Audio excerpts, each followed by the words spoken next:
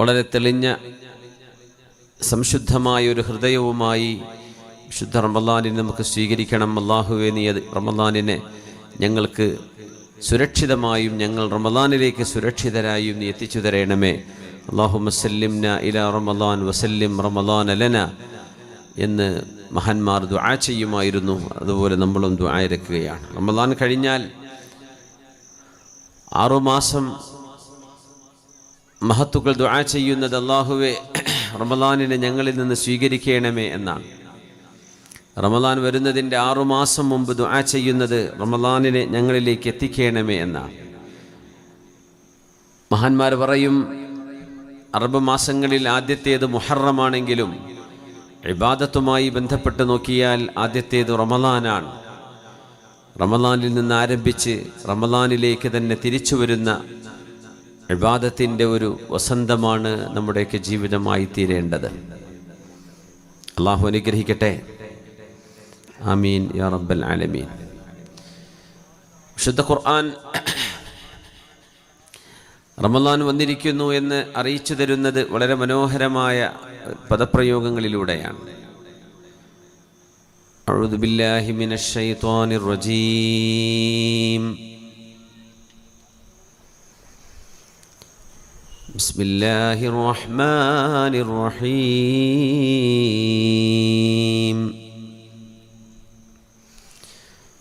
യാ أيها الذين آمنوا كتب عليكم الصيام كما كتب على الذين من قبلكم لعلكم تتقون.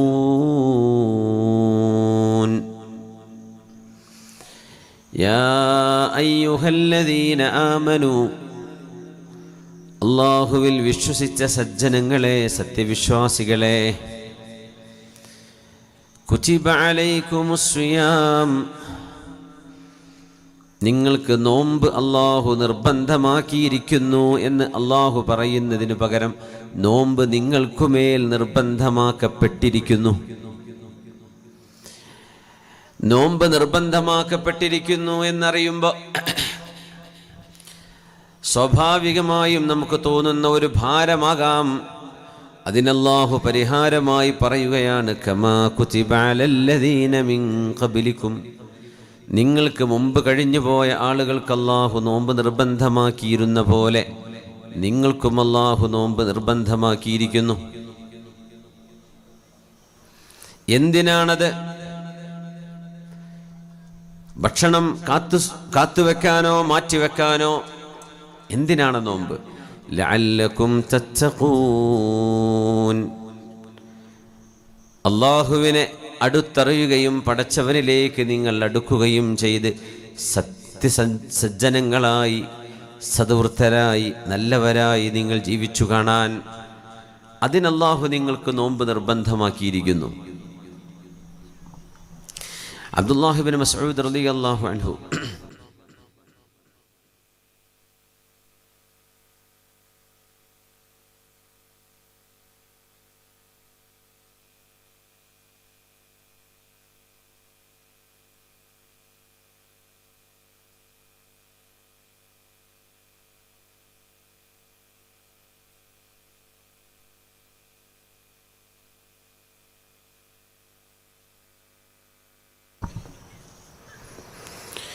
قل يا أيها الناس قد جاءكم الحق من ربكم فمن اهتدى فإنما يهتدي لنفسه ومن ضل فإنما يضل عليها وما أنا عليكم بوكيل.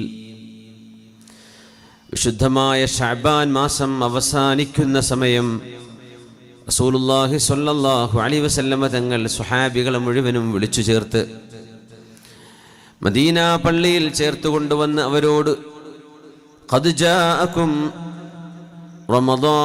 റമളാൻ നിങ്ങൾക്കിതാ വന്നിരിക്കുന്നു എന്ന്, റമളാൻ വരുന്നതിൻ്റെ മുമ്പ് നബി തങ്ങൾ പറഞ്ഞുവെന്ന് ഹദീസിലുണ്ട്. റമളാൻ വരാൻ പോകുന്നേ ഉള്ളൂ. റമളാനിദാ നിങ്ങൾക്ക് വന്നിരിക്കുന്നു. അതാക്കും ഷഹ്റു റമളാൻ, റമളാൻ നിങ്ങൾക്ക് വന്നിരിക്കുകയാണ് എന്ന് അല്ലാഹുവിൻ്റെ ഹബീബ്. അതുകൊണ്ടാണ് മഹാന്മാർ പറയുന്നത്, റമളാൻ വരുന്നു എന്ന് സന്തോഷിക്കുന്നത് പോലും ഈമാനിൻ്റെ അടയാളമാണ്, അല്ലാഹു കൂലി തരുന്ന കാര്യമാണ്. റമളാൻ വരുന്നു എന്ന് സന്തോഷിക്കുന്നത് ഇബാദത്താണ്. റമളാന്റെ ആശംസകൾ നേരുന്നത് ഇബാദത്താണ്, കൂലിയുള്ളതാണ്. കാരണം സ്വഹാബിമാരോട് ഹബീബായ നബി തങ്ങൾ റമളാനിന്റെ വരവിനെ കുറിച്ച് സന്തോഷം അറിയിച്ചിട്ടുണ്ട് സ്വല്ലല്ലാഹു അലൈഹി വസല്ലം. റമളാൻ അറബ് മാസങ്ങളിലെ 9ാമത്തേത്. അറബ് മാസങ്ങൾ കടന്നു പോകുന്നത് ഓരോരോ സീസണിലൂടെയും കടന്നു പോകും. 30 വർഷം ജീവിക്കുമ്പോൾ നമ്മുടെ ഇംഗ്ലീഷ് മാസങ്ങളിലെ എല്ലാ മാസങ്ങളിലൂടെയും റമളാൻ കടന്നുപോയിട്ടുണ്ടാകും. 60 വയസ്സുള്ള ഒരാൾക്ക് ഈ വർഷം നമുക്ക് മാർച്ചിൽ റമളാൻ വരികയാണെങ്കിൽ 30 വർഷങ്ങൾക്ക് മുമ്പ് റമളാനിൽ ഇതുപോലെ മാർച്ചിന്റെ ആദ്യ ഭാഗം റമളാൻ കഴിഞ്ഞു പോയിട്ടുണ്ട്. 2 തവണ 60 വയസ്സുള്ള ഒരാൾക്ക് 2 തവണ റമളാനിനെ വ്യത്യസ്ത കാലഘട്ടങ്ങളിലായി 2 തവണ അനുഭവിക്കാൻ കഴിയും. ഇബാദത്തുകളെ അല്ലാഹു പ്രത്യേകിച്ച് ഹജ്ജ്, റമദാൻ പോലെയുള്ള ഇബാദത്തുകളെ അല്ലാഹു റബ്ബുൽ ഇസ്സത്ത് ചന്ദ്രന്റെ ചലനവുമായി ബന്ധിപ്പിച്ചുകൊണ്ട് സമയം നിർണയിച്ചതും നിസ്കാരത്തിന്റെ സമയങ്ങൾ സൂര്യന്റെ സമയവുമായി ബന്ധിപ്പിച്ചതും വലിയൊരു ഹിക്മത്തിനാണ്. ചൂടുകാലവും തണുപ്പുകാലവും ഗ്രീഷ്മവും ഹേമന്തവും ഒക്കെ കടന്നുപോകും. അത് ശൈത്യമുള്ള സമയങ്ങൾ കടന്നുപോകും, അത് ശക്തമായ ഉഷ്ണമുള്ള സമയങ്ങൾ കടന്നുപോകും. പ്രപഞ്ചത്തിൽ അല്ലാഹു നീതിമാനാണ് എന്ന് അറിയിക്കുന്ന ഏറ്റവും വലിയ ഒരു അടയാളം കൂടിയാണിത്. റമളാൻ എങ്ങാനും ഒരു ജൂണിലോ ജൂലൈ മാസത്തിലോ ആണ് എന്നാണ് അല്ലാഹുവിന്റെ തീരുമാനമെങ്കിൽ, സൂര്യന്റെ ചലനവുമായി ബന്ധപ്പെട്ട ഒരു മാസക്കണക്കാണ് അല്ലാഹു ഇബാദത്തിന് വെച്ചിരുന്നത് എങ്കിൽ, ചൂടുള്ള നാട്ടുകാർക്ക് ജീവിതകാലം മുഴുവനും ചൂട് തന്നെ, തണുപ്പുള്ളവർക്ക് കാലം മുഴുവൻ തണുപ്പ് തന്നെ. ദൈർഘ്യമായ സമയങ്ങൾ കിട്ടുന്ന പ്രദേശങ്ങളുണ്ട്, ചുരുങ്ങിയത് കിട്ടുന്ന പ്രദേശങ്ങളുണ്ട്. എന്നാൽ അറബ് മാസപ്രകാരം ഈ മാസം ഇബാദത്തുകൾ റമളാൻ ഓരോരോ മാസങ്ങളിലൂടെ കടന്നു പോകുമ്പോൾ ദീർഘമേറിയ പകലുകളും ചെറിയ പകലുകളും കിട്ടും, ചൂടുള്ള സമയവും ചൂടില്ലാത്തതും കിട്ടും, ദൈർഘ്യം കൂടിയതും കുറഞ്ഞതും. ഇങ്ങനെ അള്ളാഹുവിന്റെ പരമമായ നീതിയുണ്ട് ഇതിൽ. ഹജ്ജിനെ സംബന്ധിച്ച് അങ്ങനെ പറയാം. ദുൽഹിജ്ജ 10 എന്ന് പറയും നമ്മുടെ പെരുന്നാൾ ദിവസം, അറഫയുടെ നാള് ദുൽഹിജ്ജ 9. അതൊരു പക്ഷേ ഗ്രിഗോറിയൻ കലണ്ടർ വെച്ചുകൊണ്ടാണ് നിശ്ചയിക്കപ്പെട്ടിരുന്നതെങ്കിൽ അത് സൂര്യന്റെ ചലനമാണ്. അതൊരു ഓഗസ്റ്റിലോ ജൂലൈയിലോ ഓഗസ്റ്റിലോ മറ്റോ ഒക്കെ ആണെങ്കിൽ അതിശക്തമായ ചൂടുള്ള സമയമാണ്. ആ ഒരു മിഡിൽ ഈസ്റ്റ് നാടുകളിലൊക്കെ അതിശക്തമായ ചൂട്. എന്നാൽ ചൂടുകാലത്ത് ഹജ്ജ് ചെയ്യാൻ പറ്റാത്തവർ തണുപ്പിലേക്ക് എത്തുന്നത് വരെ ഒന്ന് കാത്തിരിക്കാമെന്നവർക്ക് നീട്ടിവെക്കാം. കാരണം ഹജ്ജ് ഫിൽ ഉംർ, ജീവിതത്തിൽ ഒരിക്കലാണ് നിർബന്ധമുള്ളത്. അതുകൊണ്ട് സമയങ്ങളെ അല്ലാഹു സുബ്ഹാനഹു വ തആല ചന്ദ്രന്റെ ചലനവുമായി ബന്ധിപ്പിച്ച് നിർത്തുന്നതും അല്ലാഹുവിന്റെ ഒരു ഹിക്മത്താണ്. യസ്അലൂനക അനിൽ അഹില്ല ഖുൽ ഹിയ മവാഖീതു ലിന്നാസി വൽ ഹജ്ജ്. യസ്അലൂനക അനിൽ അഹില്ല, നബിയേ അങ്ങയോട് അവർ ചോദിക്കുന്നു. അനിൽ അഹില്ല, അഹില്ലത്ത് എന്ന് പറഞ്ഞാൽ ചെറിയ ചന്ദ്രനാണ്, ക്രസന്റ്, ബാലചന്ദ്രനെയാണ് ഹിലാൽ എന്ന് പറയാൻ. എന്തുകൊണ്ടാണ് ഈ ചന്ദ്രൻ ഇങ്ങനെ ചെറുതായി തുടങ്ങുന്നത് പിന്നെ വലുതാകുന്നത് എന്നൊരു ചോദ്യം സ്വഹാബികൾ നബിതങ്ങളോട് ചോദിച്ചപ്പോൾ അതിൻ്റെ സയൻസ് പഠിക്കുന്നതിനേക്കാളും ആവശ്യം അവർക്ക് അതിൻ്റെ ഉപകാരം എന്തെന്നറിയലാണ്. അതുകൊണ്ട് മറുപടി വന്നത് അതിൻ്റെ ഉപകാരത്തെക്കുറിച്ചാണ്. എന്താണ് നബിയെ ഈ ചന്ദ്രൻ ഇങ്ങനെ ചെറുതായി തുടങ്ങുന്നത് പിന്നെ ചെറുതായി അവസാനിക്കുന്നത്? യസ്അലൂനക അനിൽ അഹില്ല ഖുൽ ഹിയ മവാഖീതു ലിന്നാസ്. ഇത് ജനങ്ങൾക്ക് സമയമറിയാനുള്ള അള്ളാഹുവിൻ്റെ സംവിധാനമാണ്. വൽ ഹജ്ജ്, ഹജ്ജിൻ്റെ സമയമായിട്ടുണ്ടോ, ഹജ്ജിൻ്റെ ഇബാദത്തുകൾക്ക് നേരമായിട്ടുണ്ടോ എന്നറിയാനുള്ള അള്ളാഹുവിൻ്റെ ഒരു സംവിധാനമാണ് എന്നാണ് ആ ചോദ്യത്തിന് വിശുദ്ധ ഖുർആൻ കൊടുത്ത മറുപടി യസ്അലൂനക അനിൽ അഹില്ല ഖുൽ ഹിയ മവാഖീതു ലിന്നാസ്. സമയം ആരെയും കാത്തിരിക്കാതെ ഓടിക്കൊണ്ടിരിക്കുകയാണ്. ഹസനുൽ ബസ്വരി റഹ്മത്തുള്ളാഹി തആല അലൈഹി പറയുമായിരുന്നു, നമ്മളൊക്കെ ഇന്നമാ അൻത സആത്ത്, ഏതാനും ചില മണിക്കൂറുകൾ മാത്രമാണ്. നമ്മളെന്ന് പറയുന്നത് ഏതാനും ചില മിനിറ്റുകളും സെക്കൻഡുകളും മണിക്കൂറുകളും മാത്രമാണ്. ഈ മണിക്കൂറുകളിൽ നമുക്ക് നമ്മുടേത് എന്ന് പറയാനുള്ളത് ഇപ്പം നിലനിൽക്കുന്ന സമയമാണ്. കഴിഞ്ഞത് കഴിഞ്ഞു, വരാൻ പോകുന്നത് കിട്ടുമോ ഇല്ലയോ എന്നറിയില്ല. നമ്മുടെ മുമ്പിലുള്ള ഈ സമയമേ നമ്മുടേത് എന്ന് പറയാൻ നമുക്ക് കഴിയുകയുള്ളൂ. അതുകൊണ്ട് ഫഗ്തനിം, നിങ്ങളുടെ സമയങ്ങൾ നിങ്ങൾ നഷ്ടപ്പെടുത്താതെ സൂക്ഷിക്കണമെന്ന് മഹാന്മാർ ഉപദേശിക്കുകയാണ്. അതുകൊണ്ട് സമയത്തിൻ്റെ മൂല്യം ഏറ്റവും കൂടുതൽ അറിയുന്ന ഒരു സമയം റമദാൻ കടക്കുന്നതോടുകൂടെയാണ്. ഓരോ സെക്കൻഡുകളും അള്ളാഹു പ്രതിഫലം മൾട്ടിപ്ലൈഡായിട്ട് അള്ളാഹു എണ്ണിയാൽ ഒടുങ്ങാത്ത പ്രതിഫലം നൽകുന്നൊരു സമയത്തിലേക്ക് നമ്മളിതാ 2 ദിവസം കഴിയുന്നതോടുകൂടെ കാലെടുത്ത് വെക്കുകയാണ്. അള്ളാഹു സുബ്ഹാനഹു വ തആല ജീവിക്കുന്ന കാലം അത്രയും അള്ളാഹു നമ്മുടെ ആയുസ്സിലും നമ്മുടെ ജീവിതത്തിലും അള്ളാഹുവിന് ഇഷ്ടപ്പെട്ടതുപോലെ ജീവിച്ച് നാളെ പരലോകത്തേക്ക് കൊണ്ടുപോകേണ്ട പാഥേയം ഒരുക്കാൻ അള്ളാഹു നമുക്ക് തൗഫീഖ് നൽകട്ടെ. ആമീൻ.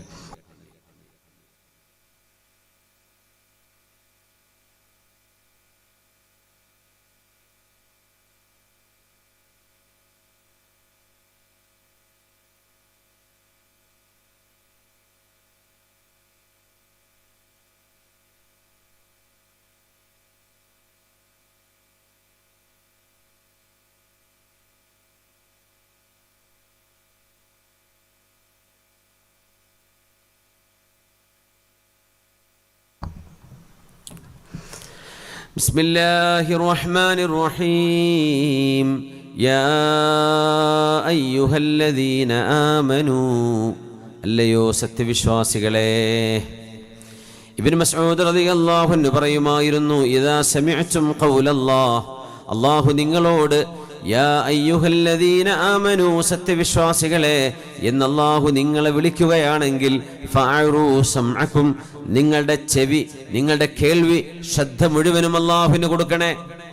ഫഇന്നഹു യഅ്മുറുകും ബിഖൈരിൻ ഔ യൻഹാകും അൻ ശർ, കാരണം അല്ലാഹു നിങ്ങളെ ഒന്നുകിൽ ഒരു നല്ലത് ചെയ്യണമെന്ന് കൽപ്പിക്കുകയോ ഒരു തെറ്റ് ചെയ്യരുത് എന്ന് നിങ്ങളോട് പറയുകയോ ചെയ്യാൻ നിങ്ങളെ പ്രത്യേകമായി അല്ലാഹു വിളിക്കുകയാണ് എന്ന് മഹാനായ അബ്ദുല്ലാഹി ഇബ്നു മസ്ഊദ് റളിയല്ലാഹു അൻഹു എന്ന ഹബീബിന്റെ സ്വഹാബി, ഇറാഖിൽ പോയി ദീനിന്റെ ദഅവത്തിന് നേതൃത്വം കൊടുത്ത സ്വഹാബിയാണത് അബ്ദുല്ലാഹി ഇബ്നു മസ്ഊദ് റളിയല്ലാഹു അൻഹു. നബി തങ്ങളുടെ കാലശേഷം 4 സ്വഹാബിമാർ 4 കേന്ദ്രങ്ങളിൽ ക്യാമ്പ് ചെയ്തുകൊണ്ട് വലിയ വലിയ തർബിയത്ത് കൊടുത്തിട്ടുണ്ട് സ്വഹാബികൾക്ക്, താബിഈങ്ങൾക്ക്. അതിലൊന്ന് അബ്ദുല്ലാഹി ഇബ്നു മസ്ഊദ് റളിയല്ലാഹു അൻഹു ഇറാഖിൽ, സയ്യിദ് ഇബ്നു സാബിത്ത് റളിയല്ലാഹു അൻഹുവും അബ്ദുല്ലാഹി ഇബ്നു ഉമർ എന്നിവരും മദീനയിൽ, മഹാനായ അബ്ദുല്ലാഹി ഇബ്നു അബ്ബാസ് റളിയല്ലാഹു അൻഹുമാ മക്കയിൽ.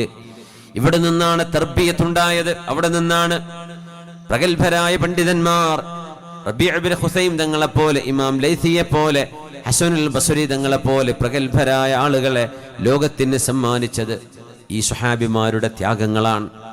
അബ്ദുല്ലാഹി ഇബ്നു മസ്ഊദ് റളിയല്ലാഹു അൻഹു പറയുമായിരുന്നു, നിങ്ങൾ വിശുദ്ധ ഖുർആൻ ഇങ്ങനെ ഓതുമ്പോഴേ അല്ലെങ്കിൽ ആരെങ്കിലും ഓതി കേൾപ്പിക്കുമ്പോഴേ യാ അയ്യുഹല്ലദീന ആമനൂ, അല്ലയോ സത്യവിശ്വാസികളെ എന്ന് വിളിച്ചാൽ നിങ്ങൾ മുഴുവനായി ശ്രദ്ധിക്കണം. ഇനി പറയാൻ പോകുന്ന വിഷയം നിങ്ങളോട് മാത്രം കാരുണ്യവാനായ അല്ലാഹു സ്നേഹത്തോടെ പറയുന്നൊരു കാര്യമാണ്. യാ അയ്യുഹല്ലദീന ആമനൂ, അല്ലയോ സത്യവിശ്വാസികളെ, കുതിബ അലൈക്കുമുസ്സിയാം, നോമ്പ് നിങ്ങൾക്ക് നിർബന്ധമാക്കപ്പെട്ടിരിക്കുന്നു, ഞാൻ നിർബന്ധമാക്കിയിരിക്കുന്നു എന്ന് അള്ളാഹുവിന് പറയാൻ അധികാരമുണ്ട്. അള്ളാഹുവിന് വേണമെങ്കിൽ അങ്ങനെ പറയാം, കതബതു അലൈക്കുമുസ്സിയാം, നിങ്ങൾക്ക് ഞാൻ നോമ്പ് നിർബന്ധമാക്കി എന്ന് പറയാമായിരുന്നു. പക്ഷെ അള്ളാഹുവിന്റെ വചനം വരുന്നത് കുതിബ അലൈക്കുമുസ്സിയാം, നോമ്പ് നിർബന്ധമാക്കപ്പെട്ടിരിക്കുന്നു എന്നതാണ്. നോമ്പ് നിർബന്ധമാക്കപ്പെട്ടിരിക്കുന്നു എന്ന് പറയുന്നതാണോ, ഞാൻ നിർബന്ധമാക്കിയിരിക്കുന്നു എന്ന് പറയുന്നതാണോ നമുക്ക് കേൾക്കുമ്പോൾ ഇച്ചിരി സമാധാനം തോന്നുന്നത്? ആദ്യം പറഞ്ഞതാ അല്ലേ? നിർബന്ധമാക്കപ്പെട്ടിരിക്കുന്നു. ആരാ നിർബന്ധിച്ചത്? അല്ലാഹു തന്നെ. ആ നിർബന്ധിച്ചത് യാ അയ്യുഹല്ലദീന ആമനു, എൻ്റെ പ്രിയപ്പെട്ടവരെ നിങ്ങളോടാണ് എനിക്ക് പറയാനുള്ളത് എന്ന ആരംഭം. ഇത് കരുണയുള്ള കരുണാവാരിധിയായ കാരുണ്യവാനായ അല്ലാഹു നമ്മളെ ബുദ്ധിമുട്ടിക്കാനല്ല ഈ പറയുന്നത്. നമ്മളോട് സ്നേഹമുണ്ടായതിൻ്റെ പേരിൽ, നമ്മളോട് കരുണയുണ്ടായതിൻ്റെ പേരിൽ, നമ്മളോടുള്ള ഇഷ്ടം കൊണ്ടാണ് പറയുന്നത് നിങ്ങൾക്ക് നോമ്പ് വേണം. അത് പറയുമ്പോൾ ഞങ്ങൾക്ക് മാത്രമോ? അല്ലല്ല. കമാ കുതിബ അലല്ലദീന മിൻ ഖബലികും, നിങ്ങളുടെ മുൻഗാമികൾക്ക് നോമ്പ് നിർബന്ധമാക്കപ്പെട്ടിരുന്നത് പോലെ അതുപോലെ നിങ്ങൾക്കും ഇതാ നിർബന്ധമാക്കപ്പെട്ടിരിക്കുന്നു. നമ്മൾ മാത്രമെന്ന് പറയുമ്പോൾ, നമുക്ക് മാത്രമെന്ന് അനുഭവിക്കുമ്പോൾ ഒരു പേടി തോന്നും. നമ്മളങ്ങനെ ഉദാഹരണം പറയാറുണ്ട്. വീട്ടിലെ കറണ്ട് പോയാലേ തൊട്ടയൽപക്കത്ത് വീട്ടിൽ കറണ്ട് പോയിട്ടുണ്ടോ എന്നാ നോക്കുക. അപ്പോൾ ഒരു സമാധാനം. അവിടെ ഇവിടെ പോയാൽ വേറെ എവിടെയും പോയില്ല, നമ്മളെ വീട്ടിൽ മാത്രമാണ് പോയത്. അപ്പോൾ എന്തോ ഒരു ടെൻഷനാ, ഇതെന്തേ പറ്റിയത്. എല്ലായിടത്തും പോയിട്ടുണ്ടോ? സമാധാനം. ഇനിയിപ്പോൾ 4 ദിവസം വന്നില്ലെങ്കിലും കുഴപ്പമില്ല, എല്ലാവർക്കും അങ്ങനെയാണല്ലോ. അതുകൊണ്ടാണ് നിങ്ങൾക്ക് നോമ്പ് നിർബന്ധമാക്കപ്പെട്ടിരിക്കുന്നു എന്ന് പറയുമ്പോൾ ഞങ്ങൾക്ക് മാത്രോ? കമാ കുതിബ അലല്ലദീന മിൻ ഖബലികും, ഇത് നിങ്ങളുടെ മുൻഗാമികൾക്കും നൽകപ്പെട്ടതായിരുന്നു. നൂഹ് നബിയുടെ സമുദായം നോമ്പെടുത്തിട്ടുണ്ട്, മൂസ നബി അലൈഹിസ്സലാമിന്റെ സമുദായം നോമ്പെടുത്തിട്ടുണ്ട്, ഖലീലുല്ലാഹി ഇബ്രാഹിം നബി അലൈഹിസ്സലാമിന്റെ സമുദായവും അവരും നോമ്പെടുത്തിട്ടുണ്ട്. അപ്പൊരു സമാധാനായില്ലേ? എല്ലാവരും ഉണ്ട്, നമ്മൾ മാത്രമല്ല പട്ടിണി കിടക്കുന്നത്. നോമ്പെന്ന് പറയുന്നത് 2 വികാരങ്ങളെ നിയന്ത്രിക്കലാണ്. അതിനാണ് നോമ്പ് എന്ന് പറയാ. ഒന്ന് ശഹ്വത്തുൽ ബത്ൻ, മറ്റൊന്ന് ശഹ്വത്തുൽ ഫർജ്. മനുഷ്യന്റെ ഭക്ഷണം കഴിക്കുക, ഉണ്ണുക, കുടിക്കുക എന്ന പാനീയവും വെള്ളവും ഭക്ഷണവും കഴിക്കുന്ന മനുഷ്യന്റെ ജീവിതത്തിന്റെ അനിവാര്യമായ ഒരു പ്രക്രിയയെ അള്ളാഹു നിയന്ത്രിക്കാൻ പറഞ്ഞിരിക്കുകയാണ്. റമളാനിന്റെ പകലുകളിൽ നിങ്ങൾക്കൊരിക്കലും അത് പാടില്ല. നോമ്പെടുക്കാൻ കഴിയുന്ന മുഴുവൻ ആളുകളും ഫമൻ ഷഹിദ മിൻകുമുശ് ശഹ്റ ഫൽയസും, മുഴുവൻ ആളുകളും റമളാനിന്റെ പകലിൽ നോമ്പെടുത്തിരിക്കണം. ഭക്ഷണം മനുഷ്യന്റെ നുമുവിന്, മനുഷ്യന്റെ ഗ്രോത്തിന്, നമ്മുടെ വളർച്ചയ്ക്ക് അനിവാര്യമാണ്. പക്ഷെ അള്ളാഹു നമ്മുടെ ശരീരം സൃഷ്ടിച്ചതൊരു അത്ഭുതത്തിലാണ്. ആ വെള്ളവും ഭക്ഷണവും നിരന്തരം കൊടുക്കണമെന്നില്ല, കുറച്ച് പിടിച്ചു വെച്ചാലും ശരീരം വർക്ക് ചെയ്യും. നമ്മൾ ഓടിക്കുന്ന വാഹനങ്ങൾ അങ്ങനെയല്ല, പെട്രോൾ തീർന്നാൽ അവിടെ നിൽക്കും. അത് ബാറ്ററിക്ക് ഓടുന്ന വണ്ടിയാണെങ്കിൽ ബാറ്ററി തീർന്നാൽ അവിടെ നിൽക്കും, അത് കൊടുത്തുകൊണ്ടേയിരിക്കണം. നേരെ മറിച്ച് മനുഷ്യൻ്റേത് അങ്ങനെയല്ല. അള്ളാഹു നമ്മുടെ ശരീരത്തിൽ കുറച്ച് സ്റ്റോറേജ് കപ്പാസിറ്റി തന്നിട്ടുണ്ട്. 4 ദിവസം ഭക്ഷണം കഴിച്ചില്ലെങ്കിലും പിടിച്ചു നിൽക്കാനുള്ള കഴിവൊക്കെ അള്ളാഹു തന്നിട്ടുണ്ട് ശരീരത്തിന്. അത് അള്ളാഹുവിൻ്റെ വലിയൊരു സൃഷ്ടിപ്പാണ്. മനുഷ്യന്റെ വികാരവും നിയന്ത്രിക്കാൻ വേണ്ടി പറഞ്ഞു. ഭാര്യ ഭർത്തൃ ബന്ധം പകൽ സമയങ്ങളിൽ റമദാനിൽ നിഷിദ്ധമാക്കിയിരിക്കുന്നു അല്ലാഹു സുബ്ഹാനഹു വ തആല. കണ്ണുകളെയും കാതിനെയും മനസ്സിനെയും ചിന്തകളെയും നിയന്ത്രിക്കാൻ പറഞ്ഞിരിക്കുന്നു. ഇതൊക്കെ അള്ളാഹുവിൻ്റെ വലിയൊരു നിയമമാണ്. ഈ നിയമം അള്ളാഹു നടപ്പിലാക്കിയത് ഏത് സമയത്താണെന്നറിയോ? പരിശുദ്ധമായ ഖുർആൻ അള്ളാഹു ഭൂമിയിലേക്ക് ഇറക്കിയ ഒരു മാസം. ശഹ്റു റമളാനല്ലദീ ഉൻസില ഫീഹിൽ ഖുർആൻ ഹുദൻ ലിന്നാസ് വബയ്യിനാതിൻ മിനൽ ഹുദാ വൽ ഫുർഖാൻ. വിശുദ്ധ റമളാൻ നിങ്ങൾ അറിയുമോ? ഈ റമളാൻ ഏതാണ്? ഇത് അള്ളാഹുവിൻ്റെ വചനം ഭൂമിയിലേക്ക് ഇറങ്ങിയ ഒരു കാലമാണ്, ശുദ്ധമാസമാണത്. ലൈലത്തുൽ ഖദറിലായി സമാഉദ് ദുനിയയിലേക്ക് ഇറങ്ങിയ ഖുർആൻ റമദാൻ 24-ന് അഷ്റഫുൽ ഖൽഖിന് ഹിറാ ഗുഹയിൽ ഇറങ്ങിയത്. ഇഖ്റ ബിസ്മി റബ്ബിക്കല്ലദീ ഖലഖ് എന്ന് പറഞ്ഞ് റമദാനിൽ ഇറങ്ങിയ അള്ളാഹുവിൻ്റെ കലാം, ആ വിശുദ്ധ കലാമിൻ്റെ വാർഷികമാണ് വിശുദ്ധമായ റമദാൻ. അതുകൊണ്ട് റമദാനിന് ഒരുങ്ങുന്നത് ഖുർആനുമായി ബന്ധപ്പെട്ട ഒരു ഒരുക്കമാണ്. റമദാനിന് ഒരുങ്ങുന്നത് നമ്മുടെ ഭോഗവും നമ്മുടെ ഭക്ഷണവുമായി ബന്ധപ്പെട്ട നമ്മുടെ ആഗ്രഹങ്ങളെ നിയന്ത്രിച്ചുകൊണ്ടുള്ള ഒരു പ്രക്രിയയിലൂടെയാണ് റമദാനിനെ സ്വീകരിക്കാൻ പറ്റുള്ളൂ. റമദാനെ നമ്മൾ സ്വീകരിക്കാൻ അഹ്ലൻ റമദാൻ എന്ന നമ്മുടെ പരിപാടി. റമദാനെ നിനക്ക് സ്വാഗതം. നമ്മൾ റമദാൻ അങ്ങോട്ട് വല്ലാണ്ടങ്ങ് ഇഷ്ടപ്പെടുത്തി നമ്മൾ അങ്ങ് റമദാനെ സ്വീകരിച്ചു. പക്ഷേ ഈ വരുന്ന റമദാന് നമ്മളെ ഇഷ്ടമായിട്ടുണ്ടോ ഇല്ലയോ, അതൊരു വലിയ വിഷയമാണ്. അപ്പോഴല്ലേ സ്വീകരണം ശരിയാവുള്ളൂ. നമ്മൾ ഭയങ്കര സ്വീകരണം കൊടുത്തു, പക്ഷേ വരുന്ന ആൾക്കത് പിടിച്ചിട്ടില്ലെങ്കിൽ എന്താ കാര്യം? റമദാനിന് അത് ഇഷ്ടമാകുമോ? റമദാനിന് നമ്മളെ ഇഷ്ടമാകുമോ? അതിനെന്താ നമ്മൾ ചെയ്യേണ്ടത്? നമ്മൾ കുറച്ച് റമദാൻ വരുന്നുണ്ടോ എന്ന് വിചാരിച്ച് അരിയും പൊടിയൊക്കെ റെഡിയാക്കി റമദാനാണ് വരുന്നത്, തിന്നാനുള്ളൊരു മാസമായിട്ടാണ് നമ്മൾ കണക്കാക്കിയത്. കുറേ ഭക്ഷണം ഉണ്ടാക്കണം. അങ്ങനെ റമദാൻ കഴിയുമ്പോൾ ഒരു മാസം പട്ടിണി അള്ളാഹ്ക്ക് കിടന്നിട്ട് 10 കിലോ കൂടുന്നത്, ഇതൊക്കെ ആലോചിച്ച് നോക്കി എന്തൊരു വിരോധാഭാസമാണ്. ചാനലുകൾ മുഴുവനും റമദാൻ കുക്കറി, റമദാൻ കുക്കിങ്ങൊക്കെ നിർത്തിയിട്ട് ഇബാദത്തിന് ഇരിക്കാൻ വേണ്ടി പറഞ്ഞ മാസമാണ്. അപ്പം നമ്മൾ കുക്കിങ്ങിൻ്റെ വെറൈറ്റികളൊക്കെ കാണുന്ന സമയമാണ്. കുറേയേറെ ഭക്ഷണങ്ങൾ വേണമെന്ന് പകൽ പട്ടിണി കിടക്കുമ്പോൾ അങ്ങ് തോന്നുകയാണ്, അത് വേണം, ഇത് വേണം, അത് കഴിക്കണം, ഇത് കഴിക്കണം. എവിടെ ഒരു ചെറിയ ഭക്ഷണം, അത് എന്ത് രുചിയില്ലെങ്കിൽ പോലും നമ്മുടെ വിശപ്പടക്കാൻ അത് മതി. എന്നിരിക്കെ ഒരുപാട് ഭക്ഷണങ്ങൾ തീന്മേശയിൽ വെച്ച് കൂട്ടുകയാണ്. എന്നിട്ട് 1 or 2 ഒരു ബൈറ്റ് നമ്മൾ കടിച്ച് തിന്നുമ്പോഴേക്കും മടുത്തു, മതിയായി, പിന്നെ വേണ്ട. അള്ളാഹു പറയായിരുന്നു, നിനക്ക് കുറച്ച് ഭക്ഷണം മതി എന്നാണ് ഞാൻ തീരുമാനിച്ചത്, പക്ഷെ നീ വിചാരിച്ചു ഇത്രയൊന്നും പോരാ എന്ന്. അതുകൊണ്ട് ഭക്ഷണം ഈ റമദാനിലെങ്കിലും ഒന്ന് നിയന്ത്രിച്ചുകൊണ്ട് നമുക്ക് നോമ്പെടുക്കണം. ഭക്ഷണം സേവ് ചെയ്യുക എന്ന് ഞാൻ പറയല്ല, കാരണം 2 നേരത്തെ അല്ലെങ്കിൽ 3 നേരത്തെ ഭക്ഷണം നമ്മൾ നിയന്ത്രിക്കുകയാണ് നോമ്പിലൂടെ. ഒന്ന് നമ്മുടെ ബ്രേക്ക്ഫാസ്റ്റ്, രണ്ടാമത്തെ ഉച്ചഭക്ഷണം ലഞ്ച്, പിന്നെ വൈകുന്നേരത്തെ ഭക്ഷണം മഗ്രിബിന്റെ സമയത്ത് രാത്രി ഭക്ഷണം മഗ്രിബ് ഇശാഇന്റെ ഇടയിൽ ലേറ്റായി പോവുകയാണെങ്കിൽ അങ്ങനെ കഴിക്കണം. അല്ലെങ്കിൽ നോമ്പൊന്നും ഇല്ലെങ്കിൽ മഗ്രിബിന്റെ മുമ്പ് രാത്രി ഭക്ഷണം കഴിച്ചിരിക്കണം. മഗ്രിബ് നിസ്കാരം കഴിഞ്ഞ് പിന്നെ കാര്യമായ ഭക്ഷണം കഴിക്കരുത് എന്നാണ് ആരോഗ്യവും സുന്നത്തും അങ്ങനെയാണ്. പക്ഷെ നമ്മൾ പാതിരാത്രി ഒരു ചോറൊക്കെ കഴിച്ചിട്ടങ്ങ് കിടക്കുക. ഒരു രാത്രി 9 മണി, 10 മണി, 11 മണി. പിന്നെ റോഡിലൂടെയും നമ്മുടെ നഗരങ്ങളിലൂടെയൊക്കെ നടന്നാൽ നമ്മുടെ റെസ്റ്റോറൻറ്റുകളിലൊക്കെ നമ്മുടെ ആളുകൾ തന്നെയാണ് കയറിയിരുന്ന് നേരം പുലർച്ചെ 2 മണിക്കും 3 മണിക്കൊക്കെ പൊറോട്ടയും ബീഫൊക്കെ അടിച്ചിട്ടാണ് പോയി കിടന്നുറങ്ങണത്.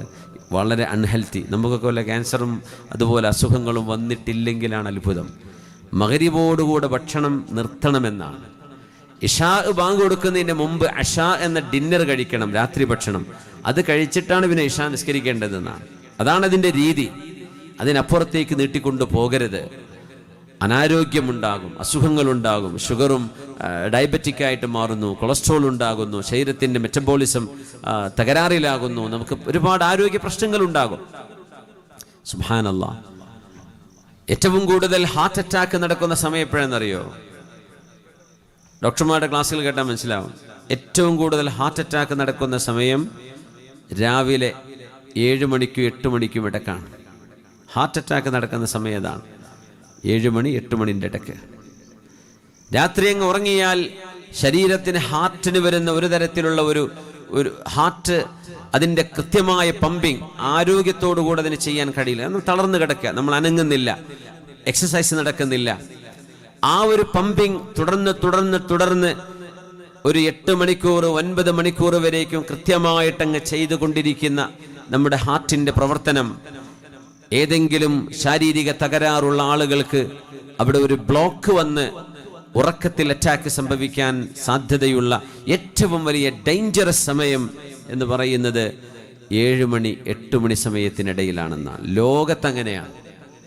ഉറക്കത്തിൽ മരിക്കുന്നവർ, ഹാർട്ട് അറ്റാക്ക് മരിക്കുന്നവർ രാവിലെ 7 മണി 8 മണി സമയത്തിനുള്ളിലാണ് മരിക്കുന്നതെന്നാണ്. അതിനെ സംബന്ധിച്ചൊരു ചർച്ച നടന്നപ്പം പറയാണ്, അസ്സലാത്തു ഖൈറും മിനൻ നൗം. സുബ്ഹി ബാങ്കിൻ്റെ കൂടെ മുക്രിമാർ വിളിച്ചു പറയുന്ന ഒരു വചനമാണതല്ലേ. അസ്സലാത്തു ഖൈറും മിനൻ നൗം. നിസ്കാരമാണ് ഉറക്കിനേക്കാളും നല്ലത്, നിസ്കാരമാണ് ഉറക്കിനേക്കാളും നല്ലത്. എഴുന്നേൽക്കണേ. സുബ്ഹിക്ക് എഴുന്നേറ്റ് പ്രഭാതത്തിൽ എഴുന്നേറ്റ് നിൽക്കുന്ന ഒരു മനുഷ്യന് ഈ അറ്റാക്കിന്റെ സാധ്യത ഇല്ലാതെയാകുന്നു. സുബ്ഹാനല്ലാഹ്. കണ്ടിന്യൂസ് ആയിട്ട് ഉറങ്ങുന്നവർക്കാണ് ഈ പ്രശ്നം വരിക. സുബ്ഹിന്റെ നേരത്ത് നിർബന്ധമായി നമ്മൾ ഉണരുന്നു, നിസ്കരിക്കുന്നു. പിന്നെ ഉറക്കം അത്രക്ക് നമുക്ക് ഉറക്കം തൂങ്ങുന്നുണ്ടെങ്കിൽ മാത്രം ഉറങ്ങാം. ഇല്ലേ, മിനിമം സൂര്യോദയം നടന്ന് ഒരു 10-20 മിനിറ്റെങ്കിലും കഴിഞ്ഞതിന് ശേഷമേ വിശ്രമത്തിലേക്ക് പോകാവൂ എന്നാണ് പുണ്യനബി പഠിപ്പിച്ചത് സ്വല്ലല്ലാഹു അലൈഹി വസല്ലം. വളരെ ആരോഗ്യമുള്ള ഒരു സിസ്റ്റമാണ് നമ്മുടേത്. സുബ്ഹി നിസ്കാരം കഴിഞ്ഞൊരു ചെറിയ ചായ കുടിക്കാം. ഏറ്റവും നല്ല ആരോഗ്യമുള്ള സമയം, ഉന്മേഷമുള്ള സമയം, പഠിക്കാൻ നല്ല സമയം. എക്സാമൊക്കെ നടക്കാൻ പോവുകയാണ്. നമ്മുടെ വിദ്യാർത്ഥിനികളോട് പറയാം, നിങ്ങൾ രാത്രി കുറേ ഉറക്കൊഴിച്ചിട്ട് നേരം വെളുക്കോളം പഠിച്ച് സുബ്ഹിയോടുകൂടെ അങ്ങ് ഉറങ്ങി, അല്ലെങ്കിൽ സുബ്ഹി നിസ്കരിച്ചിട്ട് ഉറങ്ങി, രാത്രി മുഴുവൻ ഉറക്കൊഴിച്ച് നിങ്ങൾ പഠിച്ചത് കൊണ്ട് പഠിച്ചു എന്ന സമാധാനമല്ലാതെ എക്സാം ഹാളിൽ ചെന്നിരുന്നാൽ ഓർമ്മ കിട്ടില്ല. മെമ്മറി വർക്ക് ചെയ്യണമെങ്കിൽ ശരിക്കും ഉറങ്ങണം. ഏറ്റവും നല്ലത് early to bed early to rise. ഇശാ നിസ്കാരം കഴിഞ്ഞ് ഔറാദുകളും ചൊല്ലാനുള്ളതൊക്കെ ചൊല്ലിയിട്ട് റാഹത്തിൽ കിടക്കുക. സുബഹിക്ക് മുമ്പ് എഴുന്നേറ്റുള്ളൂ. സുബഹിക്ക് മുമ്പ് എഴുന്നേറ്റ് 1 മണിക്കൂർ പഠിക്കുന്നത് പാതിരാത്രി 3 മണിക്കൂർ എടുത്ത് പഠിക്കുന്നതിന് പകരം 1 മണിക്കൂർ മതി സുബഹിക്ക് ശേഷം, അല്ലെങ്കിൽ സുബഹിന്റെ തൊട്ട് മുമ്പ്. നല്ല ഉണർവും ഉന്മേഷവും കിട്ടുന്ന സമയമാണ്. രാത്രി ഉറക്കൊഴിക്കരുത്. പഠിക്കുന്ന മക്കൾ ശ്രദ്ധിക്കുക. എക്സാം അല്ലേ എന്ന് വിചാരിച്ച് ഉറക്കൊഴിച്ചിട്ട് കാര്യമില്ല. ആരെയോ ബോധിപ്പിക്കാൻ വേണ്ടി ഉറക്കൊഴിച്ചിട്ട് എന്താ കാര്യം? ഓർമ്മ നിൽക്കണ്ടേ? ഓർമ്മ നിൽക്കണമെങ്കിൽ, മെമ്മറി വർക്ക് ചെയ്യണമെങ്കിൽ ശരിക്കും ഉറങ്ങണം. അതുകൊണ്ട് രാവിലെ അതിനേരത്തെ എഴുന്നേൽക്കുക. എന്നിട്ട് നിങ്ങൾ റിവിഷൻ ചെയ്യുക, പഠിക്കാനുള്ളത് പഠിക്കുക. എന്നല്ലാതെ ഉറക്കൊഴിക്കരുത്. ഹബീബായി സല്ലല്ലാഹു അലൈഹി വസല്ലം അവിടുത്തെ സ്വഹാബ് പഠിപ്പിച്ച മനോഹരമായ ചില ജീവിത ശൈലികളാണിതൊക്കെ. നമ്മുടെ ഭക്ഷണവും നമ്മുടെ നിസ്കാരവും തമ്മിൽ ഒരു കോറിലേഷൻ ഉണ്ട്. മഗ്രിബും ഇശാവും നമ്മുടെ രാത്രി ഭക്ഷണത്തോട് ചേർത്ത് വെച്ചുകൊണ്ടാണ്. അസർ വൈകുന്നേരത്തെ ഒരു സ്നാക്ക്, ളുഹർ നമ്മുടെ ഉച്ചഭക്ഷണം, സുബഹി കഴിഞ്ഞാൽ രാവിലത്തെ ഒരു ബ്രേക്ക്ഫാസ്റ്റ്. സുബ്ഹാനല്ലാഹ്. ആ രീതിയിൽ നമ്മുടെ ഭക്ഷണങ്ങളെ ക്രമീകരിക്കുകയാണെങ്കിൽ നമ്മൾ എന്ത് നല്ല ആരോഗ്യമുള്ള ആളുകളാണ്. നാടുകളിൽ മുഴുവനും ഡയാലിസിസ് സെന്ററുകൾ കൂട്ടിക്കൊണ്ടുവന്നിരിക്കുക. തികയുന്നില്ല. ഡയാലിസിസ് മെഷീനുകൾ തികയുന്നില്ല. ഒരു രോഗി മരിച്ചെങ്കിലല്ലേ ആ മെഷീൻ കിട്ടുള്ളൂ എന്ന് വിചാരിച്ച് ദ്വാരക്കാണ് പഠിച്ചവൻ. ആ രോഗി ഒന്നും മരിക്കണേ, എന്തേ? ആ മെഷീൻ കിട്ടണം അടുത്ത ആൾക്ക് കൊടുക്കണമെങ്കിൽ. തികയുന്നില്ല. എവിടേക്ക് വെച്ചിട്ടാണ് ഓടുന്നത്? രോഗികളുടെ എണ്ണം കൂടിക്കൊണ്ടിരിക്കുകയാണ്. പച്ചവെള്ളം, സാധാരണ നമ്മൾ കുടിക്കേണ്ട പച്ചവെള്ളം, അത് കുടിക്കുന്നില്ല. നമ്മളെപ്പോഴും കട്ടൻ ചായ ഉണ്ടോ, ചായ ഉണ്ടോ, അതുണ്ടോ, ഇതുണ്ടോ, കാപ്പി ഉണ്ടോ? അതിനൊക്കെ പരിധികൾ, ചില ലിമിറ്റുകൾ വെക്കണം. വെള്ളം നമ്മുടെ ശരീരത്തിന് അനിവാര്യമാണ്. നോമ്പെടുക്കുന്ന സമയം പുണ്യനബി തങ്ങൾ പറയാ, തസഹറു, നിങ്ങൾ അത്താഴം കഴിക്കണം. ഫഇന്ന ഫിസ്സഹൂരി ബറക, അത്താഴത്തിൽ ബറക്കത്തുണ്ട്. ഏറ്റവും നല്ല ഹെൽത്തി ഫാസ്റ്റിംഗ് എന്ന് പറഞ്ഞാൽ 14 മണിക്കൂർ അതല്ലെങ്കിൽ 16 മണിക്കൂറുള്ള ഇന്റർമിറ്റന്റ് ഫാസ്റ്റിങ്ങിനെ കുറിച്ച് ഡോക്ടർമാരൊക്കെ പറയും. അവർ പറയുന്നത് ഫാസ്റ്റിംഗ് എന്ന് വെച്ചാൽ വൈകുന്നേരം 5 മണിക്കോ 6 മണിക്കോ സ്റ്റോപ്പാക്കിയിട്ട് പിന്നെ രാവിലെ 10 മണിക്കോ 11 മണിക്കോ ഭക്ഷണം കഴിച്ചു തുടങ്ങുന്ന ഒരു ഫാസ്റ്റിംഗ് ആണ്. അപ്പോഴേക്കും 16 മണിക്കൂർ സമയമാവും. നമ്മളെ സംബന്ധിച്ചിടത്തോളം റമദാനിന്റെ പകൽ ശരിക്കും നോക്കിയാൽ ഫജ്ർ മുതൽ തുടങ്ങിയാൽ ഏകദേശം 5 മണി എന്ന സമയം കണക്കാക്കുകയാണെങ്കിൽ, ഉദാഹരണം 5 മണിക്ക് തുടങ്ങിയാൽ വൈകുന്നേരം 5 മണി 12 മണിക്കൂറായി. 6 മണി 7 മണി 14 മണിക്കൂർ, കൃത്യമായും 14 മണിക്കൂർ സമയം ശരീരത്തിന് ആവശ്യമുള്ളൊരു ഫാസ്റ്റിംഗ് ആണത്. അത് നമ്മൾ അത്താഴം കഴിച്ചിട്ടില്ലെങ്കിൽ അത് രാത്രി തന്നെ കിടന്നുറങ്ങി ഇനി അത്താഴം വേണ്ട എന്ന് പറഞ്ഞ് ഞാൻ സുബഹി നിസ്കരിച്ചോളാം, എനിക്ക് അത്താഴം വേണ്ട എന്ന് പറഞ്ഞാൽ ആ ഫാസ്റ്റിങ്ങിൻ്റെ മണിക്കൂറുകൾ 20ഉം 24 മണിക്കൂറുകളായി മാറും. അത് വളരെ അൺഹെൽത്തിയാണ്, അനാരോഗ്യപരമാണ്. ഹബീബായ നബി തങ്ങൾ പറഞ്ഞത് എത്ര സത്യമാണ്. ഇന്ന ഫിസ് സഹൂരി ബറക, അത്താഴം കഴിക്കുന്നതിൽ നിങ്ങൾക്ക് ബറക്കത്തുണ്ട്. അത് വേണ്ടെന്ന് വെക്കരുതേ. ഒരു ഈത്തപ്പഴമെങ്കിലും കഴിക്കണേ, എന്നിട്ടേ നിങ്ങൾ ഫാസ്റ്റിംഗ് തുടങ്ങാവൂ. അത്രയും കൃത്യമായ ഹബീബായ നബി തങ്ങളുടെ നിർദ്ദേശങ്ങളുണ്ട്. സൂമു തസിഹു, നിങ്ങൾ നോമ്പെടുക്കണേ, നിങ്ങൾക്ക് ആരോഗ്യമുണ്ടാകും. നബി തങ്ങൾ പറയാറുണ്ട് സല്ലല്ലാഹു അലൈഹി വസല്ലം. സുന്നത്തായ നോമ്പിനെ കുറിച്ച്, അതിൻ്റെ അനിവാര്യതയെക്കുറിച്ച് നമ്മൾ ആലോചിച്ചു കഴിഞ്ഞാൽ എത്രയും വലിയ ഹെൽത്തി ടിപ്സ് വേറെയില്ല. തിങ്കളാഴ്ചയും വ്യാഴാഴ്ചയും നോമ്പെടുത്തിരുന്നു റസൂലുള്ളാഹി സ്വല്ലല്ലാഹു അലൈഹി വസല്ലം. തിങ്കളാഴ്ച എന്തിനാ നബിയെ നോമ്പെടുക്കുന്നത്? ഫീഹി ഉലിത്തു, ഞാൻ ജനിച്ച ദിവസമാണത് എന്ന് പുണ്യനബി സ്വല്ലല്ലാഹു അലൈഹി വസല്ലം. വ്യാഴാഴ്ചയാണെങ്കിലോ ഒരാഴ്ചയിലെ അമലുകൾ അല്ലാഹുവിലേക്ക് ഉയർത്തപ്പെടുന്ന സമയമാണത്. ആ സമയം ഉഹിബ്ബു അൻ യുർഫ അമലി വ അന സ്വായിം, ഞാൻ നോമ്പുകാരനായിരിക്കെ അല്ലാഹുവിലേക്ക് എൻ്റെ അമലുകൾ ഉയർന്നു പോകാനാണ് ഞാൻ ആഗ്രഹിക്കുന്നത് എന്ന് ഹബീബുനാ റസൂലുള്ളാഹി സ്വല്ലല്ലാഹു അലൈഹി വസല്ലം. അബ്ദുല്ലാഹി ഇബ്നു സുബൈർ എന്നവർ താബിഈയായ ഉർവത്ത് ഇബ്നു മസ്ഊദ് റളിയല്ലാഹു അൻഹു, സ്വഹാബിയത്തുകളായിരുന്ന നബി തങ്ങളുടെ സൗജാത്തുകളും നമ്മുടെ ഉമ്മമാരുമായ ആയിഷ ബീവി റളിയല്ലാഹു അൻഹ, ഹഫ്സ ബീവി റളിയല്ലാഹു അൻഹ, ഇവരൊക്കെ ഒരുപാട് കാനു യസ്റുദൂന സൗമ സർദ, നിരന്തരമായി നോമ്പെടുത്തിരുന്നവരാണ്. അങ്ങനെ ചെയ്തിരുന്നു. ഹബ്ബു സിയാമി ഇലല്ലാഹി സിയാമു ദാവൂദ് അലൈഹിസ്സലാം കാന യസൂമു യൗമൻ വയുഫ്തിറു യൗമ. അല്ലാഹുവിന് ഏറ്റവും ഇഷ്ടമുള്ള നോമ്പ് ദാവൂദ് നബി അലൈഹിസ്സലാമിന്റെ നോമ്പായിരുന്നു. കാന യസൂമു യൗമൻ വയുഫ്തിറു യൗമ, സുന്നത്തായ നോമ്പ്. ഒരു ദിവസം നോമ്പെടുക്കും ദാവൂദ് നബി, പിറ്റേ ദിവസം നോമ്പില്ല, അത് കഴിഞ്ഞാൽ നോമ്പ്, പിറ്റേന്ന് നോമ്പില്ല. അങ്ങനെ ഒന്നിടവിട്ട ദിവസങ്ങളിൽ നോമ്പെടുക്കുന്ന സുന്നത്ത് നോമ്പുകളിൽ ഏറ്റവും ശ്രേഷ്ഠമായത് ദാവൂദ് നബിയുടെ നോമ്പാണെന്ന് നബിയുനാ റസൂലുള്ളാഹി സ്വല്ലല്ലാഹു അലൈഹി വസല്ലം. ഹബീബായ നിബിതങ്ങളും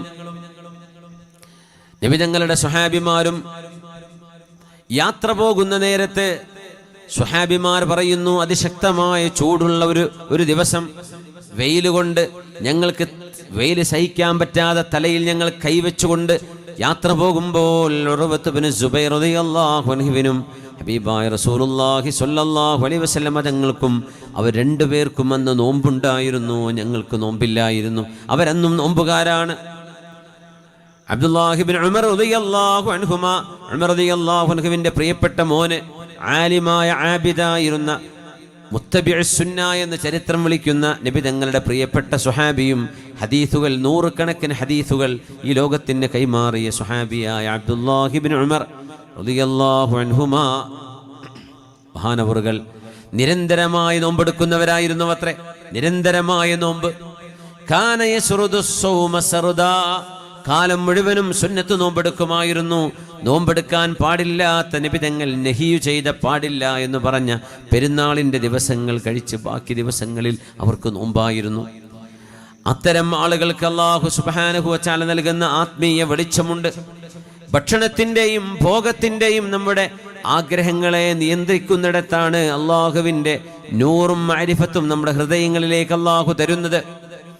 അതുകൊണ്ടാണ് റസൂലുള്ളാഹി സ്വല്ലല്ലാഹു അലൈഹി വസല്ലം തങ്ങൾ പറയുമായിരുന്നത്, ഇന്ന ശൈത്വാന യജ്രി മിൻ ഇബ്നി ആദമ മജ്റദ്ദം ഫളയ്ഖൂ മജാരിഹി ബിൽ ജൂഅ്. നിങ്ങളുടെ ശരീരത്തിൽ എവിടെയെല്ലാം രക്തസഞ്ചാരമുണ്ടോ, ശരീരത്തിൽ എവിടെയെല്ലാം രക്തക്കുഴലുകളുണ്ടോ, അവിടെയെല്ലാം പിശാചിന് ഓടിയെത്താൻ കഴിയും. പിശാച് നിങ്ങളുടെ ദേഹത്ത് വന്ന് ദുർബോധനങ്ങൾ ചെയ്തുകൊണ്ടിരിക്കും. അതുകൊണ്ട് പിശാചിൻ്റെ സഞ്ചാരപഥങ്ങളെ നിങ്ങൾ വിശപ്പ് കൊണ്ട് നിയന്ത്രിക്കണമേ. വിശപ്പ് കൊണ്ട് ബ്ലോക്ക് ചെയ്തു കൊടുക്കണം. പിശാച് സഞ്ചരിക്കുന്നുണ്ട് ശരീരത്തിൻ്റെ എല്ലാ ഭാഗങ്ങളിലും. നോമ്പെടുക്കുന്ന സമയം നിങ്ങളുടെ വെയിനുകളൊന്ന് തളരുമ്പോഴാണ് പിശാചിൻ്റെ സഞ്ചാരത്തിന് തടസ്സമുണ്ടാകുന്നത്. ആ തടസ്സമുണ്ടാകുമ്പോൾ ആത്മീയമായ ഉന്നതങ്ങളിലേക്ക് നിങ്ങൾക്ക് ഉയരാൻ കഴിയുമെന്ന് ഹബീബുനാ റസൂലുള്ളാഹി സ്വല്ലല്ലാഹു അലൈഹി വസല്ലം ഹബീബായ നബി തങ്ങളോട് അബൂ ഉമാമത്തുൽ ബാഹിലി റളിയല്ലാഹു അൻഹു വന്ന് ചോദിക്കുകയുണ്ടായി, നബിയേ ഔസ്വിനി, എനിക്കൊരു ഉപദേശം തരൂ നബിയേ, എനിക്കൊരു അമല് പറഞ്ഞു തരൂ നബിയേ, എനിക്കൊരു അമല് വേണം. ഹബീബായ നബി തങ്ങൾ പറഞ്ഞു, അലൈക ബിസ്സൗം ഫഇന്നഹു ലാ അദ്ല ലഹ്. ഉബയ്യേ, നിങ്ങൾ നോമ്പെടുത്തോളൂ. അബൂ ഉമാമ, നിങ്ങൾ നോമ്പെടുത്തോളൂ. ഫഇന്നഹു ലാ അദ്ല ലഹ്. നോമ്പിന് പകരം വെക്കാൻ പറ്റുന്ന വേറൊന്നില്ല എന്ന് റസൂലുള്ളാഹി സ്വല്ലല്ലാഹു അലൈഹി വസല്ലം തങ്ങൾ സ്വഹാബിമാരോട്. അതുകൊണ്ട് റമദാൻ ഷഹ്റു റമദാൻ അല്ലദീ ഉൻസില ഫീഹിൽ ഖുർആൻ, വിശുദ്ധമായ ഖുർആൻ എങ്ങാനും ഒരു പർവ്വതത്തിലേക്കായിരുന്നു ഇറങ്ങിയിരുന്നത് എങ്കിൽ അത് ഇറങ്ങിയത് ഹബീബിന്റെ ഖൽബിലേക്കാണ്. നസ്സലഹു അലാ ഖൽബിക്, ഹബീബിന്റെ ഖൽബിലേക്കാണ് ഖുർആൻ ഇറങ്ങിയത്. ഖുർആനിന്റെ അവതരണമെങ്ങാനും ഒരു പർവ്വതത്തിലായിരുന്നുവെങ്കിൽ എന്ത് സംഭവിക്കും? സൂറത്തുൽ ഹശ്ർ ഓതി നോക്കൂ. ലൗ അൻസൽനാ ഹാദൽ ഖുർആന അലാ ജബലിൻ ലറഅയ്തഹു ഖാശിഅൻ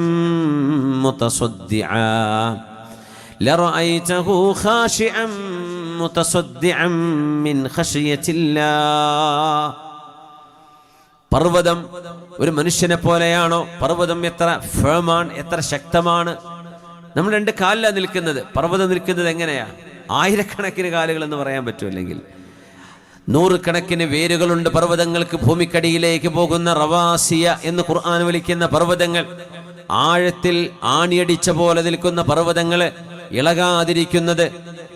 ആ പർവ്വതങ്ങൾക്ക് മീതയായിരുന്നു ജിബ്രീൽ അലൈഹിസ്സലാം ഹബീബായ നബി തങ്ങൾക്ക് ഖുർആൻ ഇറക്കുന്നതിന് പകരം ഖുർആൻ ഇറങ്ങിയത് ഒരു പർവ്വതത്തിന്റെ മുകളിലായിരുന്നുവെങ്കിൽ ലറഅയ്തഹു ഖാശിഅൻ മുതസദ്ദിഅൻ മിൻ ഖശിയത്തില്ലാഹ്. ആ പർവ്വതം വിനയാന്വിതമായി നിൽക്കുന്നത് നബിയെ അങ്ങേക്ക് കാണാൻ കഴിയുമായിരുന്നു. പർവ്വതം ഖാശിഅൻ, പേടിച്ച് ഭയന്ന് വിനയാന്വിതമായി താഴ്മയോടുകൂടെ തലതാഴ്ത്തി നിൽക്കുന്ന പോലെ നബിയെ ആ പർവ്വതത്തെ കാണാൻ കഴിയുമായിരുന്നു. മുതസദ്ദിഅ, ആ പർവ്വതം പിളരുമായിരുന്നു. പർവ്വതം പിളരും. ഖുർആൻ അവതരിക്കുന്നതോടുകൂടെ ആ നിൽക്കുന്ന പാറക്കെട്ടുകൾ പൊട്ടുമായിരുന്നു. മിൻ ഖശിയത്തില്ലാഹ്, അല്ലാഹുവിനെ ഭയപ്പെട്ടുകൊണ്ട് പർവ്വതത്തിന് വിള്ളലുണ്ടാകുമായിരുന്നു. വിശുദ്ധ ഖുർആൻ ഓതുമ്പോഴും പഠിക്കുമ്പോഴും നമ്മുടെ ജീവിതത്തിൽ അത് ഇടപെടണം. പർവ്വതത്തിന് വിള്ളലുണ്ടാക്കുന്ന പോലെ നമ്മുടെ സ്വഭാവങ്ങളിലേക്ക് ഖുർആനിന് ഇറങ്ങി വരാൻ കഴിയണം. നമ്മുടെ വ്യക്തിത്വങ്ങളിലേക്ക് അത് ഇറങ്ങി വരാൻ കഴിയണം. നമ്മുടെ വാക്കുകളിലും പ്രവർത്തനങ്ങളിലും ഖുർആനിന്റെ ഇടപെടലുകൾ ഉണ്ടാവണം. അപ്പോഴല്ലേ റമദാൻ വിശുദ്ധ ഖുർആൻ ഇറങ്ങിയ മാസമാണ് എന്ന് പറയുമ്പോൾ ഹൃദയത്തിൽ ഒരു മാറ്റമുണ്ടായി. ഖുർആൻ ഇറങ്ങിയ മാസത്തിന്റെ സന്ദേശം എന്താ? ഖുർആൻ ഹുദൽ ലിന്നാസ്, സന്മാർഗം, നേരായ വഴി, വഴി തെറ്റാത്ത നേർവഴിയാണ് ഖുർആൻ. ഹുദൽ ലിന്നാസ് വബയ്യിനാതിൻ മിനൽ ഹുദാ വൽ ഫുർഖാൻ, സന്മാർഗത്തിന്റെ തെളിവുകളാണത്. പുണ്യനബി റസൂലാണ് എന്ന് നമ്മൾ തെളിയിക്കുന്നത്, ഇന്ന് നിന്നുകൊണ്ട് നമ്മൾ തെളിയിക്കുന്നത് ഖുർആൻ വെച്ചുകൊണ്ടാണ്. അള്ളാഹു ഏകനാണ്, പടച്ചവനാണ്, സൃഷ്ടാവ് എന്ന് നമുക്ക് തെളിയിക്കാൻ കഴിയുന്നത് ഖുർആൻ വെച്ചുകൊണ്ടേ പറ്റൂ. വിശുദ്ധ ഖുർആനാണ് അള്ളാഹുവിന്റെ റുബൂബിയ്യത്തിന്റെ തെളിവ്, തൗഹീദിന്റെ തെളിവ്, ഹബീബിന്റെ റിസാലത്തിന്റെ തെളിവ്, ആഖിറത്തിന്റെ തെളിവ്. ആ മുഅ്ജിസത്താണ്, ആ ഒരു മഹാത്ഭുതം നമ്മുടെ കയ്യിലുണ്ടായിരിക്കെ ആ മഹാത്ഭുതം അള്ളാഹു ഇറക്കി തന്ന മാസം നിങ്ങൾക്ക് ഞാൻ നോമ്പ് നിർബന്ധമാക്കിയിരിക്കുന്നു. എന്തിനറിയുമോ? അള്ളാഹുവിൻ്റെ ഖിയമുകൾ, മൂല്യങ്ങൾ, പടച്ചതമ്പുരാൻ നമ്മളോട് പറഞ്ഞ സ്വഭാവ ഗുണങ്ങളെ നിങ്ങൾ ഉയർത്തിപ്പിടിക്കണമെന്ന് പഠിപ്പിക്കാൻ തന്നെ. അള്ളാഹു മൂല്യമാണല്ലോ പടച്ചത്. മനുഷ്യനെ പടക്കുന്നതിന്റെ മുമ്പ് മൂല്യങ്ങളെ പടച്ചു എന്നാണ് സൂറത്തുർ റഹ്മാൻ. അർ-റഹ്മാൻ അല്ലമൽ ഖുർആൻ ഖലഖൽ ഇൻസാൻ അല്ലമഹുൽ ബയാൻ. അർ-റഹ്മാൻ കാരുണ്യവാനായ അല്ലാഹു, അല്ലാഹു കാരുണ്യവാനാണ്. അല്ലമൽ ഖുർആൻ, അല്ലാഹു ഖുർആൻ പഠിപ്പിച്ചു. ഖലഖൽ ഇൻസാൻ, മനുഷ്യനെ പടച്ചു. അല്ലമഹുൽ ബയാൻ, മനുഷ്യൻ അല്ലാഹു ബയാൻ പഠിപ്പിച്ചു. എലക്വൻസ്, കാര്യങ്ങളെ ബോധ്യത്തോടുകൂടെ പറയാനും അവതരിപ്പിക്കാനുമുള്ള കഴിവ്, സംസാരിക്കാനുള്ള കഴിവ് അല്ലാഹു മനുഷ്യന് നൽകിയതാണ്. ഈ ആയത്തെടുത്ത് നോക്കിയാൽ ഒരു അത്ഭുതമുണ്ട്. കാരുണ്യവാൻ അർ-റഹ്മാൻ. അടുത്ത ആയത്ത് എന്താണ്? അല്ലമൽ ഖുർആൻ, ഖുർആൻ പഠിപ്പിച്ചു. പിന്നെ ഖലഖൽ ഇൻസാൻ, മനുഷ്യനെ പടച്ചു. എങ്ങനെ പറയണ്ടേ ശരിക്ക്? കാരുണ്യവാൻ മനുഷ്യനെ പടച്ചു, ഖുർആൻ പഠിപ്പിച്ചു എന്നല്ലേ പറയേണ്ടത്? ഖുർആൻ പഠിക്കണമെങ്കിൽ ആദ്യം മനുഷ്യൻ വേണ്ട. ഇവിടെ ഖുർആൻ പഠിപ്പിച്ചു, മനുഷ്യനെ പടച്ചു, എന്നിട്ട് ബയാൻ മനുഷ്യനെ പഠിപ്പിച്ചു കൊടുത്തു. പറയേണ്ടത് അങ്ങനെയല്ലേ നമുക്ക് തോന്നിപ്പോകും. അല്ല, പറഞ്ഞത് ഖുർആൻ പറഞ്ഞു തന്നെയാണ് അതിൻ്റെ ശരി. സൃഷ്ടിപ്പ് നടത്തുന്നതിൻ്റെ മുമ്പ് അള്ളാഹു മൂല്യങ്ങളെ പടച്ചു. എന്ത് മൂല്യത്തിനാണ് മനുഷ്യനെ പടക്കുന്നത്? എന്താണ് മനുഷ്യ സൃഷ്ടിപ്പിന്റെ ലക്ഷ്യം? എന്താണ്? ഒരു സാധനം, ഈ മൈക്ക് മാനുഫാക്ചർ ചെയ്യുമ്പോൾ ഇതിൻ്റെ മാനുഫാക്ചേഴ്സ് ആദ്യം ചിന്തിക്കുക എന്തിനാണ് ഈ സാധനം ഉണ്ടാക്കുന്നത് എന്നാണ്. അപ്പോൾ ഒരാളുടെ ശബ്ദം ഉയർത്തിക്കൊണ്ടുവരണം, അതിൻ്റെ വോള്യം കൂട്ടണം, അതിനെ ഹൈപ്പിച്ചു കൊടുക്കണം, അതിനെ കേൾപ്പിക്കാൻ കഴിയണം. ആ ഒരു കാര്യത്തിന് എന്ന് നീയത്ത്, ആദ്യം ലക്ഷ്യം അവർ കാണണം, എന്നിട്ടേ സാധനം ഉണ്ടാക്കിയിട്ട് കാര്യമുള്ളൂ. അല്ലാതെ എന്തെങ്കിലും സാധനം ഉണ്ടാക്കിയിട്ട് ഇനി ഇത് എന്തിനാ ഉപയോഗിക്കുക, അങ്ങനെയാണോ ചെയ്യുക? അല്ലല്ല, എന്തിനാണ് നമ്മൾ ഉണ്ടാക്കുന്നത് എന്ന ലക്ഷ്യം ആദ്യം വേണം. അല്ലമൽ ഖുർആൻ, ഖുർആൻ പഠിപ്പിക്കാൻ വേണ്ടിയാണ് മനുഷ്യനെ പഠിച്ചത്. സുബ്ഹാനല്ലാഹ്. ഗായത്ത് അവൽ, പിന്നെ ഖൽഖ്. ആദ്യം ലക്ഷ്യമാണ്, പിന്നെയാണ് സൃഷ്ടിപ്പ്. അർ-റഹ്മാൻ, കാരുണ്യവാനായ അല്ലാഹു അല്ലമൽ ഖുർആൻ, വിശുദ്ധ ഖുർആൻ പഠിപ്പിക്കാൻ വേണ്ടി ഖലഖൽ ഇൻസാൻ, മനുഷ്യനെ പടച്ചു. അതുകൊണ്ട് നമ്മുടെ സൃഷ്ടിപ്പിന്റെ മുമ്പ് അള്ളാഹു സംവിധാനിച്ചതാണ് മൂല്യങ്ങൾ എന്ന് പറയുന്നത്. ഗീബത്തോ നമീമത്തോ പറയരുത് എന്ന് പറയുന്നത്, കളവ് പറയരുത്, വഞ്ചന പാടില്ലെന്ന് പറയുന്നത്, പരസ്പരം സ്നേഹവും കരുണയും വേണമെന്ന് പറയുന്നത്, അള്ളാഹുവിനെ കുറിച്ച് അറിയണമെന്ന് പറയുന്നത്, പടച്ചതമ്പുരാനിലേക്ക് അടുക്കണം, ഇബാദത്ത് ചെയ്യണം, അള്ളാഹു നിഷിദ്ധമാക്കിയതിനോട് അടുക്കരുത് എന്ന് പറയുന്നതെല്ലാം നമ്മൾ അള്ളാഹു നമുക്ക് വേണ്ടി സംവിധാനിച്ച മൂല്യങ്ങളാണ്. ആ മൂല്യങ്ങൾ അനുസരിക്കുമ്പോഴാണ് ജീവിതം വിജയിക്കുന്നത്. അതുകൊണ്ട് ജീവിതത്തിൻ്റെ അനിവാര്യമായ ലക്ഷ്യം അള്ളാഹു ഉദ്ദേശിക്കുന്നത് മൂല്യബോധമുള്ള സമൂഹമാണ്. റമദാൻ സ്വീകരിക്കുമ്പോൾ അഹ്ലൻ റമദാൻ എന്ന് നമ്മൾ പറയുമ്പോൾ ഈ മൂല്യങ്ങൾ നമ്മുടെ കൈകളിൽ ഉണ്ടോ എന്നാണ് റമദാൻ നോക്കുന്നത്. എത്രയോ റമദാൻ ഓരോ വർഷവും കയറി ഇറങ്ങിപ്പോകുമ്പോൾ ചില നാട്ടുകാരെ റമദാൻ ശപിച്ചു കൊണ്ടിരിക്കുമെന്ന് അഷ്റഫുൽ ഖൽഖ് റസൂലുള്ളാഹി സ്വല്ലല്ലാഹു അലൈഹി വസല്ലം അവർ നോമ്പെടുത്തിട്ടുണ്ട്, ഭക്ഷണമൊക്കെ നിയന്ത്രിച്ചിട്ടുണ്ട്, മഗ്‌രിബ് കഴിഞ്ഞ് ഇഷ്ടം പോലെ കഴിച്ചിട്ടുമുണ്ട്. പക്ഷേ റമദാനിന് വേണ്ട അതൊന്നും ആയിരുന്നില്ല. എന്തിനാ പട്ടിണി കിടക്കുന്നറിയോ? ഭക്ഷണം കുറച്ച് മാറ്റി വെക്കാനല്ല. അങ്ങനെ നടക്കുന്നില്ലല്ലോ. 2 നേരം ഭക്ഷണം ഒഴിവാക്കിയതിന് 5 നേരം ഏറെ കഴിക്കുന്നുണ്ട്. പിന്നെ ഇപ്പം എന്താ അതുകൊണ്ട് കാര്യം? അതുകൊണ്ട് ഭക്ഷണം സേവ് ചെയ്യുക അത് ഏതായാലും നടക്കണില്ല. പിന്നെ ഒന്ന് തടി കുറക്കാൻ ഒരു റജീം അല്ലെങ്കിൽ ഒരു ഡയറ്റ് അതും നടക്കണില്ല. റമദാൻ കഴിയുമ്പോൾ പിന്നെ 2 കിലോ കൂടുക ചെയ്യുന്നത്. പിന്നെ എന്തിനായി ഫാസ്റ്റിംഗ്? അള്ളാഹു പറഞ്ഞ കാരണം എന്താണെന്നറിയോ? വിശക്കുന്നവൻ്റെ വിശപ്പറിയാനാ നോമ്പെടുക്കാൻ പറഞ്ഞത്. അതൊന്നും അങ്ങനെയാണെങ്കിൽ പട്ടിണി എടുക്കുന്നവരോട് നിങ്ങൾ നോമ്പെടുക്കണ്ടെന്ന് പറയില്ലേ? കാരണം അവർക്ക് എന്തായാലും അതിൻ്റെ ടേസ്റ്റ് അറിയാമല്ലോ എന്തായി പട്ടിണിയെന്ന്. അതുകൊണ്ട് പട്ടിണി എടുക്കുന്നവരൊന്നും BPL നോമ്പ് അങ്ങനെ പറയാം, അങ്ങനെയൊന്നുമില്ല. അവരും നോമ്പെടുക്കണം. ജയിലിൽ കഴിയുന്ന ഒരു മുസ്ലിമാണെങ്കിൽ നോമ്പെടുക്കണം. രോഗിയാണോ? നോമ്പെടുക്കാൻ പറ്റുമോ? നോമ്പെടുക്കണം. ദാരിദ്ര്യമുണ്ടോ? റമദാനിൽ നോമ്പെടുത്തേ പറ്റൂ. അപ്പോൾ ദാരിദ്ര്യത്തിൻ്റെ കയ്പ് നീരറിയുക അതൊക്കെ അതിൻ്റെ പ്രൈമറി ലക്ഷ്യങ്ങളിൽപ്പെട്ടതല്ല. അതൊക്കെ അതിനോട് തുടർന്ന് വരുന്ന ചില ഉപകാരങ്ങളാണ്. പക്ഷെ എന്തിനാണെന്നറിയോ? ലഅല്ലകും തത്തഖൂൻ, നിങ്ങൾ അള്ളാഹുവിനെ ഭയപ്പെട്ട് ജീവിക്കുവാൻ വേണ്ടിയാണ്. അള്ളാഹുവിനെ ഭയപ്പെട്ട് ജീവിക്കാൻ വേണ്ടിയാണ് നോമ്പ് നിർബന്ധമാക്കിയത്. അള്ളാഹുവിൻ്റെ സാന്നിധ്യം അറിയാനാണ് ഇവിടെ ഇഫ്അൽ ലാ തഫ്അൽ എന്ന് പറയാൻ അധികാരമുള്ള അൽ അസീസുൽ ജബ്ബാറുൽ മുതകബ്ബിർ സുബ്ഹാനഹു. ഈ അധികാരമുള്ള അള്ളാഹുവാണ് നമ്മുടെ റബ്ബ്. ഇഫ്അൽ ഇന്നത് ചെയ്യണമെന്നും ലാ തഫ്അൽ ഇന്നത് ചെയ്യരുത് എന്നും നമ്മളോട് പറയാൻ അധികാരമുണ്ട് റബ്ബിന്. ആ റബ്ബിനെ നമ്മൾ അനുസരിക്കുന്നുണ്ടോ ഇല്ലയോ? ഇത് നോക്കലാണ്. റമദാനിന്റെ പകലിൽ പച്ചവെള്ളം, സാദാ വെള്ളം റമദാൻ അല്ലാത്ത സമയത്ത് ഹലാലായിരുന്നത് റമദാനിന്റെ പകലിൽ നമുക്ക് കുടിക്കൽ ഹറാമായി മാറുന്നു. അതുവരെ ഹലാലായിരുന്ന ഭക്ഷണം പോലും റമദാനിന്റെ പകലിൽ ഹറാമാകുന്നു. അങ്ങനെയാണെങ്കിൽ അള്ളാഹു ആദ്യമേ ഹറാമാക്കുന്ന ലഹരിയും മയക്കുമരുന്നുകളും മദ്യപാനങ്ങളും തോന്നിവാസങ്ങളുമൊക്കെ എന്തുകൊണ്ടും അള്ളാഹു നിഷിദ്ധമാക്കിയതല്ലേ? അത് നിഷിദ്ധമായി തന്നെ കാണേണ്ടതല്ലേ? ഇത് പഠിപ്പിക്കുവാനാണ് റമദാൻ. റമദാൻ കഴിഞ്ഞാൽ പിന്നെ ഒരു ഗാനമേള സംഘടിപ്പിക്കുക. റമദാൻ കഴിഞ്ഞാൽ പിന്നെ പിടുത്തമിട്ട പരിപാടികൾ.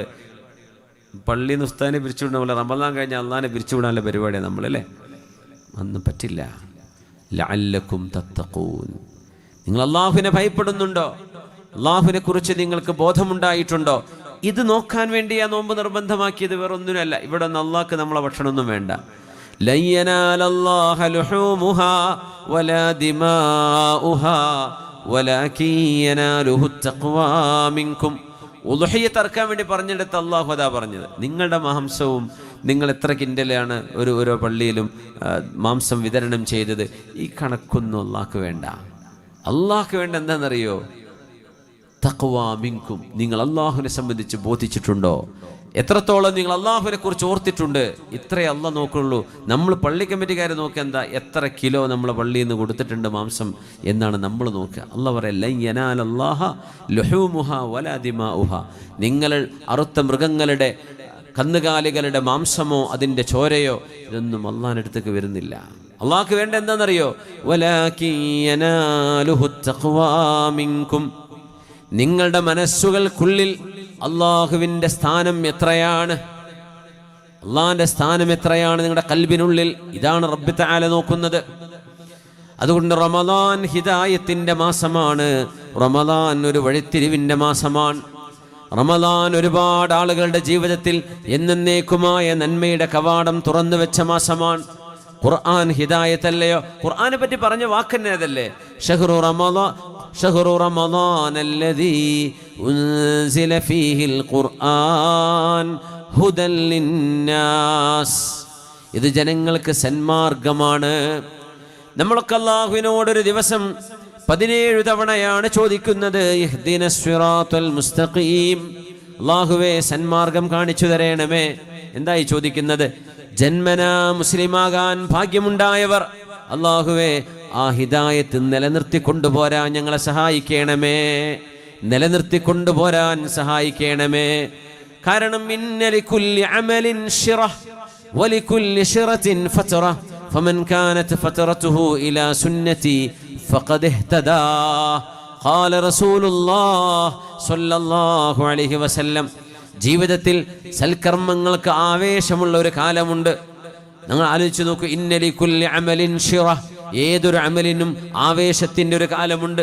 നിങ്ങൾ തന്നെ ഓർത്തു നോക്കൂ, ഒരുപാട് ഖുർആൻ ഓതിയിരുന്ന കാലഘട്ടമുണ്ടായിരുന്നില്ലേ നമ്മുടെ ജീവിതങ്ങളിൽ? ഒരുപാട് ദിക്ർ ചൊല്ലിയിരുന്ന കാലം, ഒരുപാട് സുന്നത്ത് നോമ്പെടുത്തിരുന്ന കാലം, ഒരുപാട് തഹജ്ജുദ് നിസ്കരിച്ചിരുന്ന കാലം, ഒരുപാട് ദാനധർമ്മം കൊടുക്കാൻ ആവേശം കൊണ്ടിരുന്ന കാലം.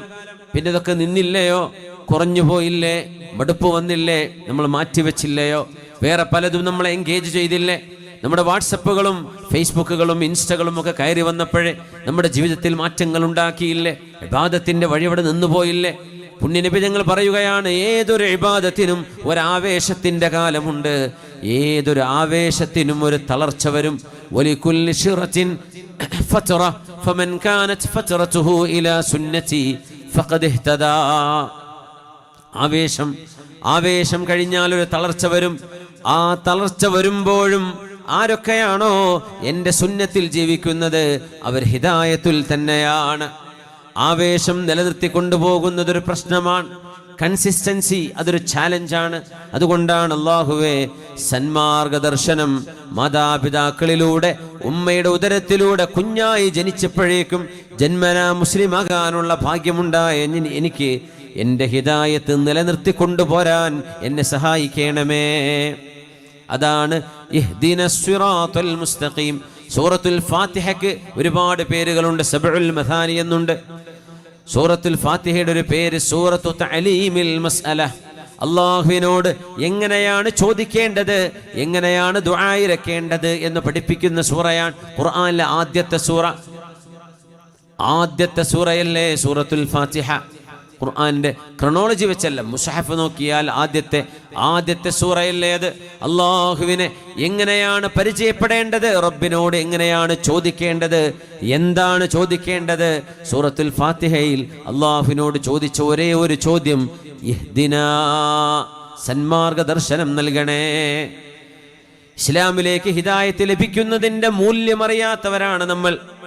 അല്ലാഹു ജന്മന മാതാവോ പിതാവോ ഇതിലേതെങ്കിലും ഒരാൾ മുസ്ലിമാണെങ്കിൽ ജനിക്കുന്ന മക്കൾ ബൈ ഡിഫോൾട്ട് മുസ്ലിമാണെന്നാണ് ശരീഅത്തിന്റെ നിയമം. മനുഷ്യന്മാർക്ക് വേറെ നിയമങ്ങൾ ഉണ്ടാവാം, രാജ്യങ്ങൾക്ക് നിയമങ്ങൾ ഉണ്ടാകാം. ഇസ്ലാമിന്റെ നിയമപ്രകാരം മാതാവോ പിതാവോ രണ്ടിൽ ഒരാൾ മുസ്ലിമാണെങ്കിൽ ഭാര്യയും ഭർത്താവും രണ്ടാളും മുസ്ലിമാവണമെന്നാണ് ശരീഅത്തിന്റെ നിയമം. അതാണ്. പക്ഷേ ഏതെങ്കിലും ഒരവസ്ഥയിൽ ഒരാൾ മുസ്ലിമും മറ്റൊരാൾ കാഫിറുമാകുന്ന അവസ്ഥ വന്നാൽ അവരുടെ വിവാഹം പോലും ശരിയല്ലെന്നാണ്. പക്ഷേ അങ്ങനെ ഒരാൾക്കൊരു കുഞ്ഞ് ജനിച്ചാൽ ആ കുഞ്ഞ് അതിൽ ഒരാൾ മുസ്ലിമാണെങ്കിൽ തന്നെ ജന്മനാ കുഞ്ഞിന് ഇസ്ലാം ലഭിക്കുമെന്നാണ്. അല്ലാഹു റബ്ബുൽ ഇസ്സത്ത് ജന്മനാ മുസ്ലിമാവാനുള്ള ഭാഗ്യം നമുക്ക് നൽകി. ആലോചിച്ചിട്ടുണ്ടോ? നമ്മളെങ്ങാനും മറ്റേതെങ്കിലും ഒരു ജാതിയിലോ ഒരു വിശ്വാസങ്ങളിലോ ഒരു കുടുംബത്തിലോ ഒരു തറവാട്ടിലോ ആണ് ജനിച്ചിരുന്നത് എങ്കിൽ ഈ മതം ഇസ്ലാം ഇത് കണ്ടെത്താനും അറിയാനും പഠിക്കാനും ഗവേഷണം ചെയ്യാനും നമ്മൾ ബാധ്യസ്ഥരായിരുന്നു. എന്നിട്ട് ഏതെങ്കിലും ഒരു സമയത്ത് അഷ്ഹദു അല്ലാ ഇലാഹ ഇല്ലല്ലാഹ് വഅഷ്ഹദു അന്ന മുഹമ്മദർ റസൂലുള്ളാഹ് എന്ന് കലിമ ചൊല്ലി അള്ളാഹിന്റെ ദീനിലേക്ക് കടന്നു വരേണ്ടവരാകുമായിരുന്നു നമ്മൾ. നമുക്കതിന് കഴിയുമായിരുന്നോ? അത്ര ധൈര്യം നമുക്കുണ്ടാകുമോ? ഭീഷണി വരില്ലേ? ഭീഷണി ഉണ്ടാവില്ലേ? നമ്മുടെ കഴിഞ്ഞ കാലം ഡിലീറ്റ് ചെയ്യുകയല്ല, കഴിഞ്ഞ കാലം ഫോർമാറ്റ് ചെയ്യുകയാണ് നമ്മൾ ചെയ്യുന്നത്. അങ്ങനെ ഒരു പുതിയ ജീവിതം തുടങ്ങുമ്പോഴാ ദീൻ പലർക്കും കിട്ടുന്നത്. നമുക്ക് അങ്ങനെ ഒരു അവസരമാണ് വന്നിരുന്നത് എങ്കിൽ നമുക്ക് ഹിദായത്ത് ലഭിക്കുമായിരുന്നോ? നമ്മളതിന് ശ്രമിക്കുമായിരുന്നോ? ജന്മനാ നമുക്കിത് ലഭിച്ചപ്പോ നമ്മൾ കാണുന്നത് ഉമ്മ സുജൂദ് ചെയ്യുന്നതാണ്, ഉപ്പ സുജൂദ് ചെയ്യുന്നതാണ്. അവർ നിസ്കരിക്കുന്നവരാണ്, അവർ നോമ്പ് നോൽക്കുന്നവരാണ്. അങ്ങനത്തെ ഒരു വീട്ടിൽ ജനിക്കാൻ കഴിഞ്ഞതിൻ്റെ ഭാഗ്യം നമ്മൾ ഇങ്ങനെ അല്ലായിരുന്നുവെങ്കിൽ എന്താകുമായിരുന്നു എന്ന് ചിന്തിക്കുമ്പോഴേ മനസ്സിലാവൂ. തുഅറഫുൽ ഹഖായിഖു ഇൻദ ഫുഖദാനിഹാ. ചില യാഥാർത്ഥ്യങ്ങൾ മനസ്സിലാകുന്നത് ആ യാഥാർത്ഥ്യങ്ങൾ കിട്ടാതെയാകുമ്പോഴാണ്, ഇല്ലാതെയാകുമ്പോഴാണ്. ഹബീബുനാ റസൂലുള്ളാഹി സ്വല്ലല്ലാഹു അലൈഹി വസല്ലം തങ്ങളുടെ സ്വഹാബികളിൽ ജുബൈർ ഇബ്നു മുത്ഇം റളിയല്ലാഹു അൻഹു ബദറിൽ യുദ്ധത്തടവുകാരനായി പിടിക്കപ്പെട്ട ആളായിരുന്നു. ബദർ യുദ്ധം നടക്കുമ്പോൾ ഇസ്ലാമിന്റെ ശത്രുവായിരുന്നു. ഹബീബായ നബി തങ്ങൾ മദീന പള്ളിയുടെ അരികത്ത് കൊണ്ടുവന്നവരെ നിർത്തി. ജുബൈർ ഇബ്നു മുത്ഇം എന്നവർ അവരിലുണ്ട്. ഹബീബായ നബി തങ്ങൾ നിസ്കരിക്കുന്നത് ഇവർ കാണുമായിരുന്നു. നിസ്കരിക്കുമ്പോൾ നബി തങ്ങൾ ഖുർആൻ ഓതുന്നത് ജുബൈർ ഇബ്നു മുത്ഇം എന്നവർ കേൾക്കുകയാണ്. ഒരു ദിവസം മഗ്രിബ് നിസ്കാരത്തിന് റസൂലുള്ളാഹി സ്വല്ലല്ലാഹു അലൈഹി വസല്ലം തങ്ങൾ ഇമാമ് നിൽക്കുമ്പോൾ സൂറത്തു തൂറിലെ ചില ആയത്തുകൾ ഇങ്ങനെ ഓതുകയാണ്. മഹാനായ ജുബൈർ റളിയല്ലാഹു അൻഹു പറയുന്നു, ആ ആയത്തുകൾ കേട്ടപ്പോഴാണ് എൻ്റെ ഖൽബിലേക്ക് വദാലിക അവ്വലു മാ വഖറൽ ഈമാനു ഫീ ഖൽബി. ഇമാം ബുഖാരി ഉദ്ധരിച്ച ഹദീസാണ്. എൻ്റെ ഖൽബിലേക്ക് ആദ്യമായി ഈമാനിൻ്റെ പ്രഭ വരുന്നത് നബി തങ്ങളുടെ ഈ ഖുർആൻ ഓത്ത് കേട്ടപ്പോഴാണ്. ചിലർക്ക് അങ്ങനെയാണ് ഹിദായത്ത്. ഒരു നിമിഷം മതി, ഒരായത്ത് കേട്ടാൽ മതി, ഒരു വഅദ് മതി, ഒരു പ്രഭാഷണത്തിന്റെ ശകലം മതിയാവും, ഒരനുഭവം മതിയാകും, ഒരു രോഗം മതിയാവും, ഒരു ആക്സിഡന്റ് മതിയാകും അല്ലാഹുവിലേക്ക് മടങ്ങാൻ. അം ഖുലിഖൂ മിൻ ഗൈരി ഷൈഇൻ അം ഹുമുൽ ഖാലിഖൂൻ അം ഖുലിഖൂ മിൻ ഗൈരി ഷൈഇൻ അം ഹുമുൽ ഖാലിഖൂൻ أم خلقوا السماوات والأرض أفلا يوقنون أم عندهم خزائن ربك أم هم المسيطرون. ഇത് നിരീശ്വരവാദികളോട്, സന്ദേഹവാദികളോട്, പടച്ചവനെ നിഷേധിക്കുന്നവരോട്, പ്രപഞ്ചത്തിനൊരു കാരണമില്ല, ഒരു സൃഷ്ടാവില്ല എന്ന് പറയുന്നവരോട് അള്ളാഹു ചോദിക്കുന്ന ചോദ്യമാണ്. 21-ാം നൂറ്റാണ്ടിലെ യുക്തിവാദി ചോദിക്കുന്ന ചോദ്യമെന്തോ അതേ ചോദ്യമാണ് 6-ാം നൂറ്റാണ്ടിലും ചോദിച്ചത്. അതിന് അള്ളാഹു നൽകുന്ന മറുപടിയാണിത്. യുക്തിവാദം, കുഫർ ഖൽബിലേക്ക് കയറിപ്പോയിരുന്ന ജുബൈർ ഇബ്നു മുത്ഇം എന്നവർ ഈമാനിന്റെ വെളിച്ചത്തിലേക്ക് വന്നത് ഈ 3 ആയത്തുകൾ കേട്ടപ്പോഴാണ്. അം ഖുലിഖൂ മിൻ ഗൈരി ഷൈ അം ഹുമുൽ ഖാലിഖൂൻ. അവരുണ്ടായത് ഒരു കാരണമില്ലാതെയാണോ? അം ഖുലിഖൂ മിൻ ഗൈരി ഷൈഇൻ, മനുഷ്യർ പടക്കപ്പെട്ടത് ഒരാളും നിമിത്തമാവാതെയാണോ? ഒറ്റക്കങ്ങ് പൊട്ടിമുളച്ചതാണോ മനുഷ്യൻ? അള്ളാഹുവിന്റെ ചോദ്യമാണ്. നമ്മൾ അങ്ങോട്ട് ഉണ്ടായി എന്ന് പറയില്ലേ? ചിമ്പാൻസിയിൽ നിന്നുണ്ടായി എന്ന് പറയുന്നില്ലേ? ഏകകോശ ജീവിയിൽ നിന്ന് പരിണമിച്ചു വന്നു എന്ന് പറയുന്നില്ലേ? ഈ ഏകകോശ ജീവി ആരാണതിനെ പടച്ചത്? അത് എവിടെ നിന്നുണ്ടായി? പരിണാമം എങ്ങനെ സംഭവിച്ചു? അത് സത്യമാണെങ്കിൽ മനുഷ്യൻ അല്ലാഹു യാ ബനി ആദമ എന്ന് വിളിക്കുന്ന, യാ അയ്യുഹന്നാസ് എന്ന് വിളിക്കുന്ന മനുഷ്യർ അത് ചിമ്പാൻസി എന്നുണ്ടായവരല്ല, അത് ആദം അലൈഹിസ്സലാമിന്റെ മക്കളെയാണ് അല്ലാഹു വിളിക്കുന്നത്. ഖലഖല്ലാഹു ആദമ അലാ സൂറതിഹി, ആദം അലൈഹിസ്സലാം അവരുടെ പൂർണ്ണ രൂപത്തിലാണ് സൃഷ്ടിക്കപ്പെട്ടത്, ഒരു കുട്ടിയായി വലുതായ ആളല്ല. ആദം നബി അലൈഹിസ്സലാം പക്വതയുള്ള, ഭാഷ സംസാരിച്ചിരുന്ന, ചിന്താശേഷിയുണ്ടായിരുന്ന പൂർണ്ണ മനുഷ്യനായിരുന്നുവെന്നാണ് ഖുർആൻ പരിചയപ്പെടുത്തുന്നത്. എന്നല്ലാതെ ആദിമ മനുഷ്യൻ ഭക്ഷണം എന്താണെന്ന് അറിയില്ലായിരുന്നു, ഭാഷ അറിയില്ലായിരുന്നു, ആംഗ്യഭാഷയായിരുന്നു, നടക്കാൻ അറിയില്ലായിരുന്നു. പിന്നെയാ നിവർ നടന്നത്, പിന്നെ വാലുമുറിഞ്ഞു.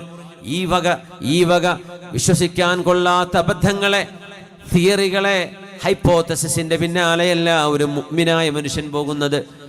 ആദം നബി അലൈഹിസ്സലാം എന്ന പരിപൂർണ മനുഷ്യനെ അല്ലാഹു റബ്ബുൽ ഇസ്സത്ത് റബ്ബ് പടച്ചതാണ്. ഇന്നും ചിമ്പാൻസികളിലെ ഏതെങ്കിലും കുരങ്ങ് മനുഷ്യനായിട്ടുണ്ടോ ലോകത്ത്? എത്ര നൂറ്റാണ്ടുകളായി മനുഷ്യർ ഭൂമിയിൽ ജീവിക്കാൻ തുടങ്ങിയിട്ട്? മിനിമം 20,000 കൊല്ലം കഴിഞ്ഞു. ആദം നബിയുടെ കാലം കഴിഞ്ഞിട്ട് തന്നെ 20,000 കൊല്ലം കഴിഞ്ഞു. ഏതെങ്കിലും ഒരു ചിമ്പാൻസി മനുഷ്യനായി മാറിയിട്ടുണ്ടോ എന്നത് ചോദ്യം. സയൻസിന്റെ മുന്നിൽ മറുപടിയില്ല, ആർക്കും പറയാൻ കഴിയില്ല. ചാൾസ് ഡാർവിൻ അങ്ങനെ സിദ്ധാന്തിച്ചു, തെളിവൊന്നുമില്ല അങ്ങനെ ആയിരിക്കുമെന്ന്. അദ്ദേഹം ദൈവവിശ്വാസിയായിരുന്നില്ല, ബൈബിൾ അദ്ദേഹത്തിന് വിശ്വാസം ഉണ്ടായിരുന്നില്ല. അതുകൊണ്ട് അദ്ദേഹം മതത്തിന്റെ വ്യാഖ്യാനത്തിന് പകരം ഒരു ബദൽ സംവിധാനം വേണമെന്ന് ആഗ്രഹിച്ചുകൊണ്ട് അയാൾ ഉണ്ടാക്കിയ തിയറിയാണ് ഇവല്യൂഷൻ തിയറി, പരിണാമ സിദ്ധാന്തം. ഈ ബ്ലണ്ടർ വിശ്വസിക്കുന്നവനല്ല മുസ്ലിം, ഒരു മുഅ്മിനായ മനുഷ്യൻ.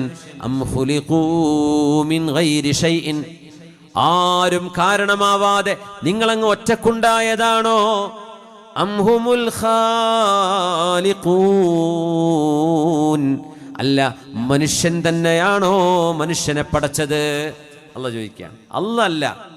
വെറുതെ ഉണ്ടാവുക എന്ന് പറഞ്ഞാൽ അങ്ങനെ ഒരു സംഗതി ഇല്ല. എങ്ങനെ വെറുതെ ഉണ്ടാവുക? Nothing can come out of nothing. അങ്ങനെ സംഭവമില്ല. ഒന്നില്ലായ്മയിൽ നിന്ന് എന്തെങ്കിലും ഉണ്ടാവുമോ? ഉണ്ടാവില്ല. ഒരു കാരണം വേണം, ഒരു റീസൺ വേണം. കോസ് ആൻഡ് ഇഫക്റ്റ് എന്ന് പറഞ്ഞ സംഭവമുണ്ട്. Cause and effects. ഒരു ഇഫക്റ്റ് ഉണ്ടാവണമെങ്കിൽ അതിന് കോസ് വേണം. ഒരു കാര്യം നടക്കണമെങ്കിൽ അതിന് സബബ് വേണം. ഇത് ആർക്കാ മനസ്സിലാവാത്തത്? അല്ലാഹ് ചോദിക്കുന്നു, അം ഹുമുൽ ഖാലിഖൂൻ, അവര് തന്നെയാണോ പടച്ചത്? അവരെ, മനുഷ്യനെ പടച്ചത് മനുഷ്യനാണോ? ആണോ? നമ്മളമ്മയും വാപ്പയാണോ നമ്മളുണ്ടാക്കിയത്? അങ്ങനെ പറയാൻ പറ്റുമോ? ഉമ്മയും വാപ്പയും നമ്മുടെ ജന്മത്തിൻ്റെ കാരണങ്ങളാണ്. എല്ലാ ഉമ്മാർക്കും അവരുടെ മക്കൾ നല്ല ഭംഗിയുള്ള, ആരോഗ്യമുള്ള, എല്ലാ കഴിവുള്ള നല്ല മക്കളായിട്ട് വരണമെന്നല്ലേ ആഗ്രഹം? ഏതെങ്കിലും ഒരു ഉമ്മാക്ക് സ്വന്തം കുട്ടിൻ്റെ മുഖം ഡിസൈൻ ചെയ്യാൻ പറ്റുമോ? വാപ്പാക്ക് പറ്റുമോ? ഇല്ല. അതിനർത്ഥം എന്താ? നമ്മളല്ല പടക്കണത്. പിതാവിൻ്റെ സ്പേം സെൽ ഉമ്മയുടെ ഗർഭാശയത്തിലേക്ക് കടക്കാനുള്ള ഒരു കാരണം നിർവഹിക്കാൻ മാത്രമേ കഴിയുള്ളൂ. അവിടെ നിന്ന് അങ്ങോട്ട് നടക്കുന്നത് മുഴുവനും അള്ളാഹുവിൻ്റെ ഇടപെടലാണ്. അത് ഇരട്ടക്കുട്ടിയാണോ ഒറ്റക്കുട്ടിയാണോ, കണ്ണും കയ്യും കാലൊക്കെ ഉണ്ടോ, ഉണ്ടെങ്കിൽ എന്തായിരിക്കും, നിറമെന്താണ്, ആയുസ് എന്തായിരിക്കും, ആരോഗ്യം എന്തായിരിക്കും, ജന്മന എന്തെങ്കിലും ചില ഫിസിക്കൽ ഡിസബിലിറ്റി ഉണ്ടാവോ ഇല്ലയോ, ഇതൊക്കെ അള്ളാഹുവിന് മാത്രമേ അറിയുള്ളൂ. സ്കാനിങ് ചെയ്ത് കാണേണ്ട സമയമാകുമ്പോൾ ഡോക്ടർമാർ പറയും ആ ജെൻഡർ മനസ്സിലാക്കി തരാൻ പറ്റും. ഇത് ബോയ് ആണോ ഗേൾ ആണോ? നമ്മളാണോ പഠിച്ചത്? നമ്മളല്ല. പിന്നെയോ? അപ്പം ആരാ? നമ്മളല്ല. ശാസ്ത്രമൊന്നുമല്ല മനുഷ്യനെ പഠിച്ചത്. ജീവനില്ലാത്തൊരു സാധനത്തിൽ നിന്ന് ജീവനെ എടുക്കാൻ മനുഷ്യന് ഇതുവരെ കഴിഞ്ഞിട്ടില്ല. ജീവനുള്ള ഒരു സാധനം കിട്ടി അതിനെ ഡെവലപ്പ് ചെയ്യാൻ പറ്റും. പക്ഷേ ഇല്ലായ്മയിൽ നിന്ന്, അദിമിൽ നിന്ന്, ശൂന്യതയിൽ നിന്ന് ഒരു വസ്തുവിനെ ഉണ്ടാക്കാൻ മനുഷ്യന് ഒരിക്കലും കഴിയില്ല. പ്രവർത്തകന്മാർ ബക്കറ്റുമായിട്ട് വരുന്നുണ്ട്. എല്ലാവരും കഴിയുന്ന പരമാവധി അതിനോട് സഹകരിക്കണം, സഹായിക്കണം. ഒരു 3 സ്വലാത്ത് ചൊല്ലിയിരുന്നാലോ? 1 മണിക്കൂറായി നമ്മൾ പ്രസംഗം തുടങ്ങിയിട്ട്. അപ്പോൾ ഒരു ഉന്മേഷമായിരിക്കും. ഒരു ഉറക്കൊക്കെ ഒന്ന് പോകാനും ഒന്ന് കയ്യും കാലം തരിപ്പൊക്കെ ഒന്ന് മാറാനൊക്കെ ഒന്ന് നല്ലതാണ്. അപ്പോൾ ഒന്ന് എഴുന്നേറ്റ് 3 സ്വലാത്ത് ചൊല്ലാം. സല്ലു അലൻ നബി മുഹമ്മദിൻ വ ആലി അല്ലാഹുമ്മ സല്ലി അലാ സയ്യിദിനാ മുഹമ്മദിൻ وعلى آل سيدنا محمد وبارك وسلم عليه. اللهم صل على سيدنا محمد وعلى آل سيدنا محمد وبارك وسلم عليه. اللهم صل على سيدنا محمد وعلى آل سيدنا محمد وبارك وسلم عليه. الحمد لله. ഇരിക്കും. ജസാക്കുമുല്ലാഹ് ഖൈർ. എൻ്റെ അടുത്ത് നമ്മളെ നാട്ടിലത്തെ സാധനമല്ല. ഈത്തപ്പഴം ഉണ്ടോ? ഈത്തപ്പഴ ചലഞ്ച് ഇതിൻ്റെ കൂടെ തന്നെ? ചലഞ്ചൊന്നുമില്ല. എല്ലാവർക്കും ഒരു റമളാനല്ലേ വരുന്നത്. അപ്പോൾ 200 രൂപയാണ് അല്ലേ? ബിസ്മില്ലാ ബിസ്മില്ലാ. ജസാക്കുമുല്ലാഹ് ഖൈർ. അള്ളാഹു കൂലി തരട്ടെ. അപ്പോൾ 200 രൂപ കൊടുത്തിട്ടാണ് വാങ്ങിക്കേണ്ടത് അല്ലേ? ഏറെ കൊടുത്താൽ കുഴപ്പമൊന്നുമില്ല. അൽഹംദുലില്ലാ. അപ്പോൾ നിങ്ങൾ ഒരു സംഭാവന ചെയ്യുമ്പോൾ നിങ്ങൾക്കൊരു സന്തോഷത്തിന് അങ്ങോട്ട് തരികയാണ് കേട്ടോ ഈത്തപ്പഴം. അപ്പോൾ ഇത് ഇത്രയും ഇവിടെ എല്ലാവർക്കും കൊടുക്കാൻ മാത്രം ഉണ്ടോ? ക്വാണ്ടിറ്റി ഉണ്ടോ? ഉണ്ട്. ഇൻഷാ അല്ലാഹ് ആദ്യം കിട്ടുന്നവർക്ക് കിട്ടും. അതുകൊണ്ട് വേഗം വാങ്ങിച്ചോളേ. അള്ളാഹു സുബ്ഹാനഹു വ തആല ബറക്കത്ത് ചെയ്യട്ടെ. വീട്ടിൽ ഈത്തപ്പഴം വീട്ടിൽ വേണമെന്ന ഏത് സമയം അത് പറ്റുമെങ്കിൽ കേട്ടോ, വാങ്ങാൻ പറ്റുമെങ്കിൽ. കടം വാങ്ങിയിട്ട് ബാങ്കിൽ കൊണ്ടുപോയി പണയം വെച്ചിട്ടൊന്നും വാങ്ങിക്കണ്ടേ. ഈത്തപ്പഴം വേണം, അത്തിപ്പഴം വേണം, ഒലീവ്, ജൈത്തൂനില്ലേ ഒലീവ്, അത് ഉപ്പിലിട്ടതോ അല്ലാത്തതോ, ഒലീവ് വേണം, തേന് വേണം. ഈ 4ഉം ഒരു വീടിൻ്റെ സൗഭാഗ്യമാണെന്നാണ് വിശുദ്ധ ഖുർആൻ എടുത്തു പറഞ്ഞ വലിയ ശ്രേഷ്ഠതയുണ്ടെന്ന് പറഞ്ഞ സാധനങ്ങളാണിതൊക്കെ. എപ്പോഴും എല്ലാം കിട്ടിക്കൊള്ളുന്നില്ല. പറ്റുന്നെങ്കിൽ മിനിമം ഈത്തപ്പഴവും തേനും. വയനാടൊക്കെ അതുകൊണ്ട് നല്ല ഒറിജിനൽ തേൻ കിട്ടും അല്ലേ? അങ്ങനെ പറയല്. വയനാട്ടിൽ പറ്റിക്കുണ്ടോന്ന് അല്ലാഹു ആലം. ചക്കരയിലേക്ക് വിടുന്നില്ലല്ലോ. അൽഹംദുലില്ലാ. അപ്പോൾ അൽഹംദുലില്ലാ. അപ്പോൾ അതുകൊണ്ട് നമ്മുടെ വീടുകളിൽ അതെപ്പോഴും വേണമെന്നാണ്. തേനില്ലാതിരിക്കരുത്. അതുപോലെ ഈത്തപ്പഴം, തമ്ര് ഒരു ബറക്കത്താണ്. പിന്നെ 2 കൂടെ, അത്തിപ്പഴവും സൈത്തൂനും ഒലീവും പറ്റുന്നെങ്കിൽ. അള്ളാഹു തൗഫീക്ക് ചെയ്യട്ടെ, റബ്ബ് നമുക്ക് അനുഗ്രഹം ചെയ്യട്ടെ. ആമീൻ യാ റബ്ബൽ ആലമീൻ. ഇപ്പം നമ്മുടെ സംഘാടകർ ഒരുക്കി വെച്ച ആ ഒരു ഈത്തപ്പഴത്തിൻ്റെ പാക്കറ്റ് മിനിമം 200, നിങ്ങൾ എത്ര ഏറെ കൊടുത്താലും അവർ സ്വീകരിക്കും. നമുക്ക് ഒരുപാട് പ്രവർത്തനങ്ങൾ ചെയ്യാനുണ്ട്. സഹചാരിയുടെ ഒരുപാട് പ്രവർത്തനങ്ങൾ, രോഗികൾക്ക് വേണ്ടി വലിയ സൗകര്യങ്ങൾ ചെയ്യേണ്ടതുണ്ട്. ഇൻഷാ അല്ലാഹ് അതിലേക്കാണ് ഈ ഫണ്ട് പോകുന്നത്. അതുകൊണ്ട് എല്ലാവരും സഹകരിക്കണം. അള്ളാഹു ജയിപ്പിക്കട്ടെ. ആമീൻ യാ റബ്ബൽ ആലമീൻ. ജുബൈർ ബിൻ മുത്ഇം റളിയല്ലാഹു അൻഹു ഹബീബായ നബി തങ്ങൾ മഗ്രിബ് നിസ്കരിക്കുമ്പോൾ അങ്ങനെ ഓതിയത് കേട്ടതാണ്. അന്ന് അദ്ദേഹം ഇസ്ലാം സ്വീകരിക്കണമെന്ന് ഒരു പ്ലാനും ഇല്ലായിരുന്നു. അന്ന് ബദറിൽ പിടിക്കപ്പെട്ടവർക്ക് ഫിദിയ കൊടുത്തവരെ തിരിച്ചു അവർക്ക് ഒരു റാൻസം പൈസ കൊടുക്കണം, അവരെ റിലീസ് ചെയ്ത് കിട്ടണമെങ്കിൽ. അതിനുവേണ്ടി കാത്തിരിക്കുന്ന സമയത്താണ് അദ്ദേഹം ഹബീബിൻ്റെ മഗ്രിബ് നിസ്കാരത്തിൻ്റെ ഖിറാഅത്ത് കേൾക്കാൻ അദ്ദേഹത്തിന് അവസരമുണ്ടാകുന്നത്.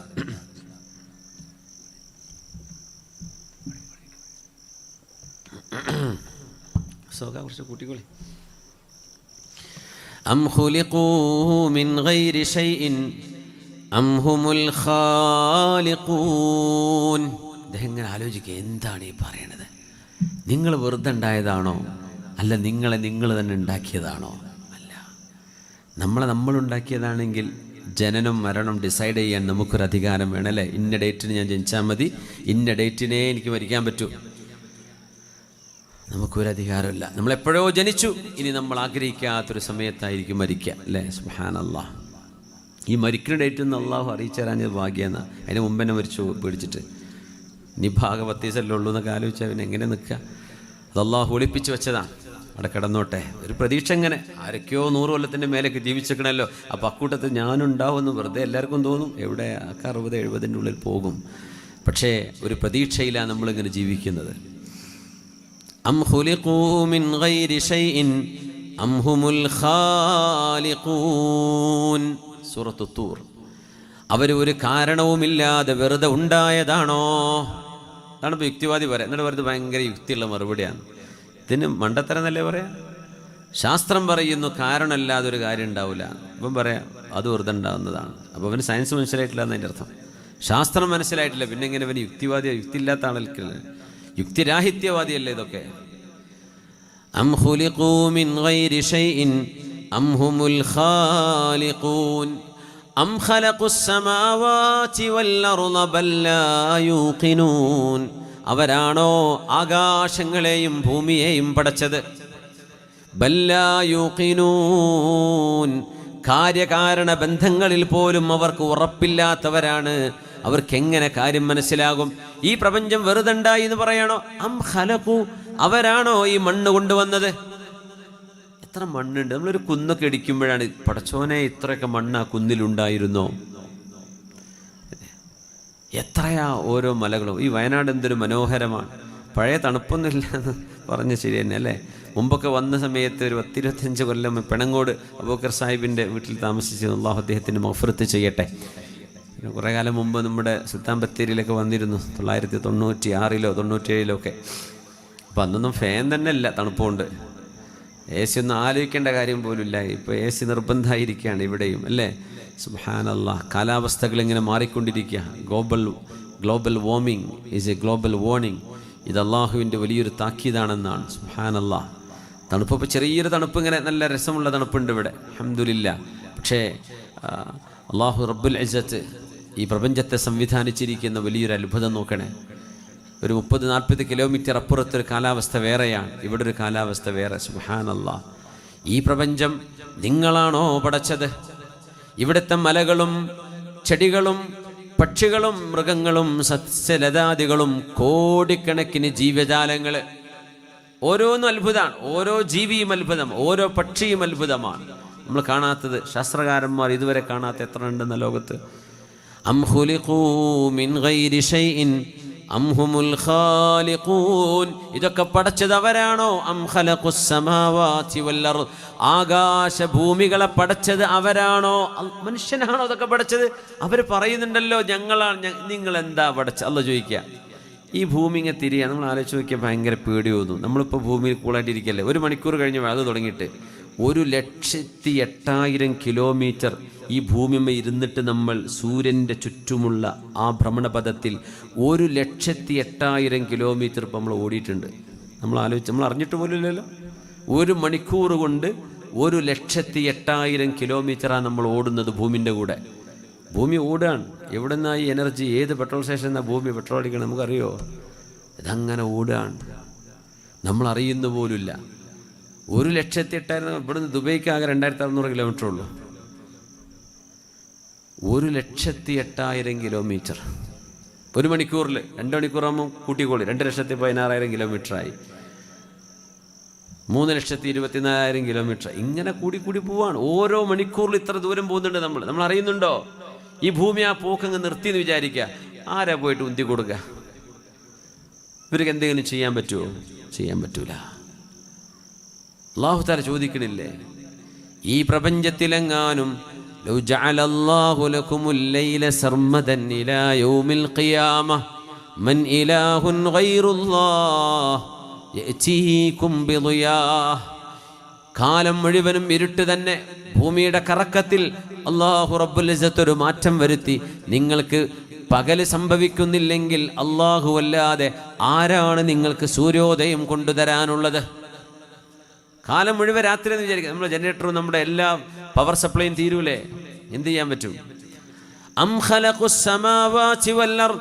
ഈ പ്രപഞ്ചങ്ങളെ പടച്ചത് മനുഷ്യനാണോ? ഒരിക്കലുമല്ല.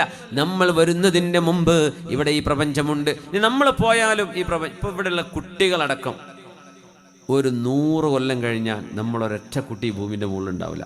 ഉറപ്പല്ലേ? ഏകദേശം ഉറപ്പ്. സെഞ്ചുറി അടിച്ച് മുമ്പോട്ട് പോകണമല്ലോ. വളരെ കുറച്ചല്ലേ ഉണ്ടെങ്കിൽ വളരെ കുറച്ചേ ഉണ്ടാവുള്ളൂ. ഇനി ഇപ്പം 2024 2124 ഞാനും നിങ്ങളൊന്നും ഈ ഭൂമിൻ്റെ മുകളിൽ ഇല്ല എന്ന കാര്യം 150% ഉറപ്പാണ്. നമ്മളൊന്നും ഉണ്ടാവില്ല. നമ്മളൊക്കെ പോയിട്ടുണ്ടാവും. സ്ഥലം വാടകപ്പേര ഒഴിഞ്ഞെടുക്കൂലേ? അപ്പോൾ പുതിയ ആൾക്കാരോട് വന്ന് താമസിക്കും. അപ്പോൾ വേറെ കുറേ ആൾക്കാർ ഇവിടെ ഇരുന്ന് ഇങ്ങനെ വേദ പറയും, കഴിഞ്ഞ തലമുറ കഴിഞ്ഞു പോയിട്ടോ, അവരൊക്കെ നല്ല പുറത്തു കൊടുക്കട്ടെ എന്ന് പറയും. അങ്ങനെയൊക്കെ പറഞ്ഞു കിട്ടിയാൽ അൽഹംദുലില്ലാഹ് നമ്മൾ രക്ഷപ്പെട്ടു. നമുക്ക് വേണ്ടിയൊക്കെ പിൻഗാമികൾ ദുആ ചെയ്ത് കിട്ടിയാൽ അള്ളാഹു നമുക്കും നമ്മുടെ മുൻകഴിഞ്ഞവർക്കും വരാനിരിക്കുന്നവർക്കൊക്കെ അള്ളാഹു പുറത്തു കൊടുക്കട്ടെ. ആമീൻ യാ റബ്ബൽ ആലമീൻ. നമ്മളുണ്ടാവില്ല. നമ്മൾ വരുന്നതിൻ്റെ മുമ്പ് ഈ ഭൂമിയുണ്ട്. ഇവിടെ ഡൈനോസറുകളുണ്ട് എന്നാണ് പറയുന്നത്. മനുഷ്യരെ പോലെ നിവർന്നു നടന്ന ജീവികൾ ഇവിടെ ഉണ്ടായിരിക്കാൻ സാധ്യതയുണ്ട്. ചില ഫോസിലുകൾ കണ്ടെത്തി എന്ന് പറയുന്നു. അല്ലാഹു അലം. പക്ഷേ നമ്മൾ വരുന്നതിൻ്റെ മുമ്പ് ഈ പ്രപഞ്ചമുണ്ടല്ലോ, പിന്നെ എങ്ങനെ ഇതിനെ നമ്മളാ പടച്ചതെന്ന് പറയാം? നമ്മളല്ല പടച്ചത്, സ്വയം ഉണ്ടായതുമല്ല. അപ്പൊ വേറെ ഒരൊറ്റ ഓപ്ഷനേ ബാക്കിയുള്ളൂ. അത് വേറെ ഒരാൾ പടച്ചതാണ്. ആ ആളുടെ പേരാണ് അല്ലാഹ്. അല്ലാഹ് എന്ന് വിളിക്കാൻ മടിയുണ്ടോ? അപ്പൊ അവര് പറയും പ്രകൃതി. ഈ പ്രകൃതി എന്തെങ്കിലും ചെയ്യോ? പ്രകൃതി അങ്ങനെ സൃഷ്ടിച്ചു എന്ന് പറയും ചിലർ. അല്ലാഹ് എന്ന് പറയാൻ, സ്രഷ്ടാവ്, ദൈവം, പടച്ചവൻ എന്ന് പറയാൻ അഹങ്കാരം കൊണ്ട് മടിയുള്ളവരാ അങ്ങനെ പറയുള്ളൂ. പ്രകൃതി സൃഷ്ടിച്ചു എന്ന് പറയാം. എന്തേ? പ്രകൃതി എന്ന് പറഞ്ഞൊരു സാധനം ഉണ്ടോ? അങ്ങനെ സംഭവം ഉണ്ടോ? പടച്ചവൻ പടച്ചതിനെയല്ലേ, സൃഷ്ടിപ്പിനെ കുറിച്ചല്ലേ പ്രകൃതി എന്ന് പറയൂ. അത് സൃഷ്ടിക്കുന്ന സാധനമാണോ? അല്ല. മനുഷ്യന്റെ അഹങ്കാരമാണത്. ദൈവം എന്ന് പറയാൻ മടിയാണ്. ഓ മൈ ഗോഡ്. ഇംഗ്ലീഷുകാരനൊക്കെ അങ്ങനെ വിളിക്കും. ഇപ്പം മാറ്റുന്നുണ്ട്. ഓ മൈ ഗോഷ് എന്ന് പറയും. ഗോഡ് എന്ന് പറയുമ്പോൾ ദൈവമേ എന്നല്ലേ. അപ്പോൾ അത് പറയാൻ ഇച്ചിരി മടി. Oh my gosh. സുബ്ഹാനല്ലാഹ്. ഗോഡ് എന്ന് പറയണ്ട, വേറെന്തെങ്കിലും പറയാം. Oh my goodness. ചിലർ അങ്ങനെ പറയും. Oh my goodness, oh my God, oh ദൈവമേ. കാറ്റ് സ്റ്റീവൻസ് അങ്ങനെയാണ് വിളിച്ചത്. മിയാമി ബീച്ചിൽ കുളിക്കാനിറങ്ങിയിട്ട് വലിയൊരു തിരമാല വന്ന് 970 പോപ്പ് സിംഗർ, ഇന്ന് ജീവിച്ചിരിപ്പുള്ള ആളാ, UK കാരനാണ് കാറ്റ് സ്റ്റീവൻസ്. അദ്ദേഹത്തിന്റെ ചരിത്രം നമ്മൾ പറഞ്ഞിട്ടുണ്ട് പലവരും. തിരമാല വന്നങ്ങ് പൊക്കിക്കൊണ്ടേതാ. അദ്ദേഹം കുളിക്കാൻ ഒരു ഹോളിഡേയിൽ കുളിക്കാൻ വേണ്ടി ഇറങ്ങിയതാ മിയാമി ബീച്ചിൽ. അയാൾ ഉറപ്പിച്ചു മരിച്ചു. തിരമാല വന്നങ്ങ് പോയി. കരയിലേക്ക് തിരിച്ചു വരാൻ പറ്റുന്നില്ല. കിട്ടിയ ചാൻസിൽ ഒരൊറ്റ നിലവിളിയാണ്, oh my God, if you save me I will work for you. പടച്ചോനെ, അങ്ങനെ ഒരാൾ അവിടെ ഉണ്ടെങ്കിൽ. ഇവർ പറയാണ്, എനിക്കന്ന് വിശ്വാസമില്ലായിരുന്നു പടച്ചോനെ കുറിച്ച്. അങ്ങനെ ചെത്തി പൊളിച്ച് നടക്കുന്ന സമയം. പോപ്പ് സിംഗർ അല്ലേ. ഞാൻ പറഞ്ഞു, ദൈവമേ, അങ്ങനെ ഒരു ദൈവം ഉണ്ടെങ്കിൽ, ഇഫ് യു സേവ് മീ, ഈ ഒരു കടലിന്റെ ഈ തുരുത്തിൽ നിന്ന് നീ എന്നെ രക്ഷിക്കുകയാണെങ്കിൽ, കരയിലേക്ക് തിരിച്ചു വരാൻ എന്നെ നീ സഹായിച്ചാൽ, I will work for you, ഞാൻ നിനക്ക് വേണ്ടി പണിയെടുക്കും. അദ്ദേഹം പറയാം, അത്ഭുതകരമായൊരു തിരമാല ഇങ്ങോട്ടങ്ങ് അടിച്ചു. ആ തിരമാലയുടെ ഫോഴ്സിൽ ഇയാൾ കരയിൽ ചെന്ന് അടിയുകയാണ്. ഇന്ന് ജീവിച്ചിരിപ്പുള്ള മനുഷ്യനാണ്. അദ്ദേഹത്തിന്റെ ഇന്റർവ്യൂ ഉണ്ട്. അദ്ദേഹത്തിന്റെ ഈ സംഭവം അദ്ദേഹം വിവരിക്കുന്നുണ്ട് അതിൽ. അദ്ദേഹം പറഞ്ഞു, ഞാൻ ദൈവത്തിന് കൊടുത്തൊരു വാക്കാണത്, ഞാൻ ഒരിക്കലും രക്ഷപ്പെടില്ല എന്ന് വിചാരിച്ചതാ, ഞാൻ രക്ഷപ്പെട്ടു, അതുകൊണ്ട് ഇനി ദൈവം ആരാണെന്ന് എനിക്ക് അറിയണം. അദ്ദേഹം ക്രിസ്ത്യാനിസം പഠിച്ചു, ജുഡായിസം പഠിച്ചു, ബുദ്ധിസം പഠിച്ചു, ഹിന്ദുയിസം പഠിച്ചു, ലോകത്തിൻ്റെ പ്രമുഖ മതവിശ്വാസങ്ങളൊക്കെ പഠിച്ചു, അവസാനം ഇസ്ലാമും പഠിച്ചു. ഇന്ന് അദ്ദേഹത്തിൻ്റെ പേര് യൂസുഫുൽ ഇസ്ലാം എന്നാണ്. ഇന്ന് അദ്ദേഹം ഇസ്ലാമിൻ്റെ ഒരു പ്രബോധകനാണ്. അവസാനം എത്തിച്ചേർന്നത് ദീനിൻ്റെ വെളിച്ചത്തിലേക്കാണ്. ചിലർക്ക് അങ്ങനെയാണ്, ഹിദായത്ത് ലഭിക്കുന്നത് പല വിധേനയാണ്. ഹുദൽ ലിന്നാസ് വബൈനാതിൻ മിനൽ ഹുദാ വൽ ഫുർഖാൻ. റസൂലുള്ളാഹി സ്വല്ലല്ലാഹു അലൈഹി വസല്ലം തങ്ങൾ 23 കൊല്ലം ദഅവത്ത് ചെയ്തു. 23 കൊല്ലത്തെ പ്രബോധനം, 23 വർഷമാണ് ദീനിൻ്റെ ദഅവത്തിൻ്റെ കാലം. 40-ാമത്തെ വയസ്സിൽ പ്രവാചകത്വം, 63-ാമത്തെ വയസ്സിൽ ഹബീബിൻ്റെ മരണം. ഇതിനിടയിലുള്ള 23 വർഷം. ആ 23 വർഷങ്ങളിൽ 22 കൊല്ലവും ഹബീബിൻ്റെ ശത്രുവായിരുന്ന ഒരാൾ 23-ാമത്തെ വർഷം, ഹബീബ് വഫാത്താകുന്ന വർഷം ഇസ്ലാം സ്വീകരിക്കുകയാണ്. അദ്ദേഹവും അദ്ദേഹത്തിൻ്റെ ഭാര്യയും.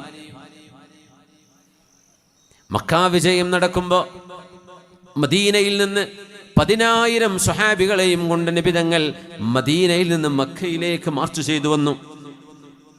കഅബാലയത്തിൻ്റെ തിരുമുറ്റത്തേക്ക് കടന്നു വരേണ്ട ദിവസം, അതിൻ്റെ തലേ രാത്രി മക്കയുടെ സബർബിൽ അവർ മുഴുവനും ക്യാമ്പ് ചെയ്തിരിക്കുകയാണ്.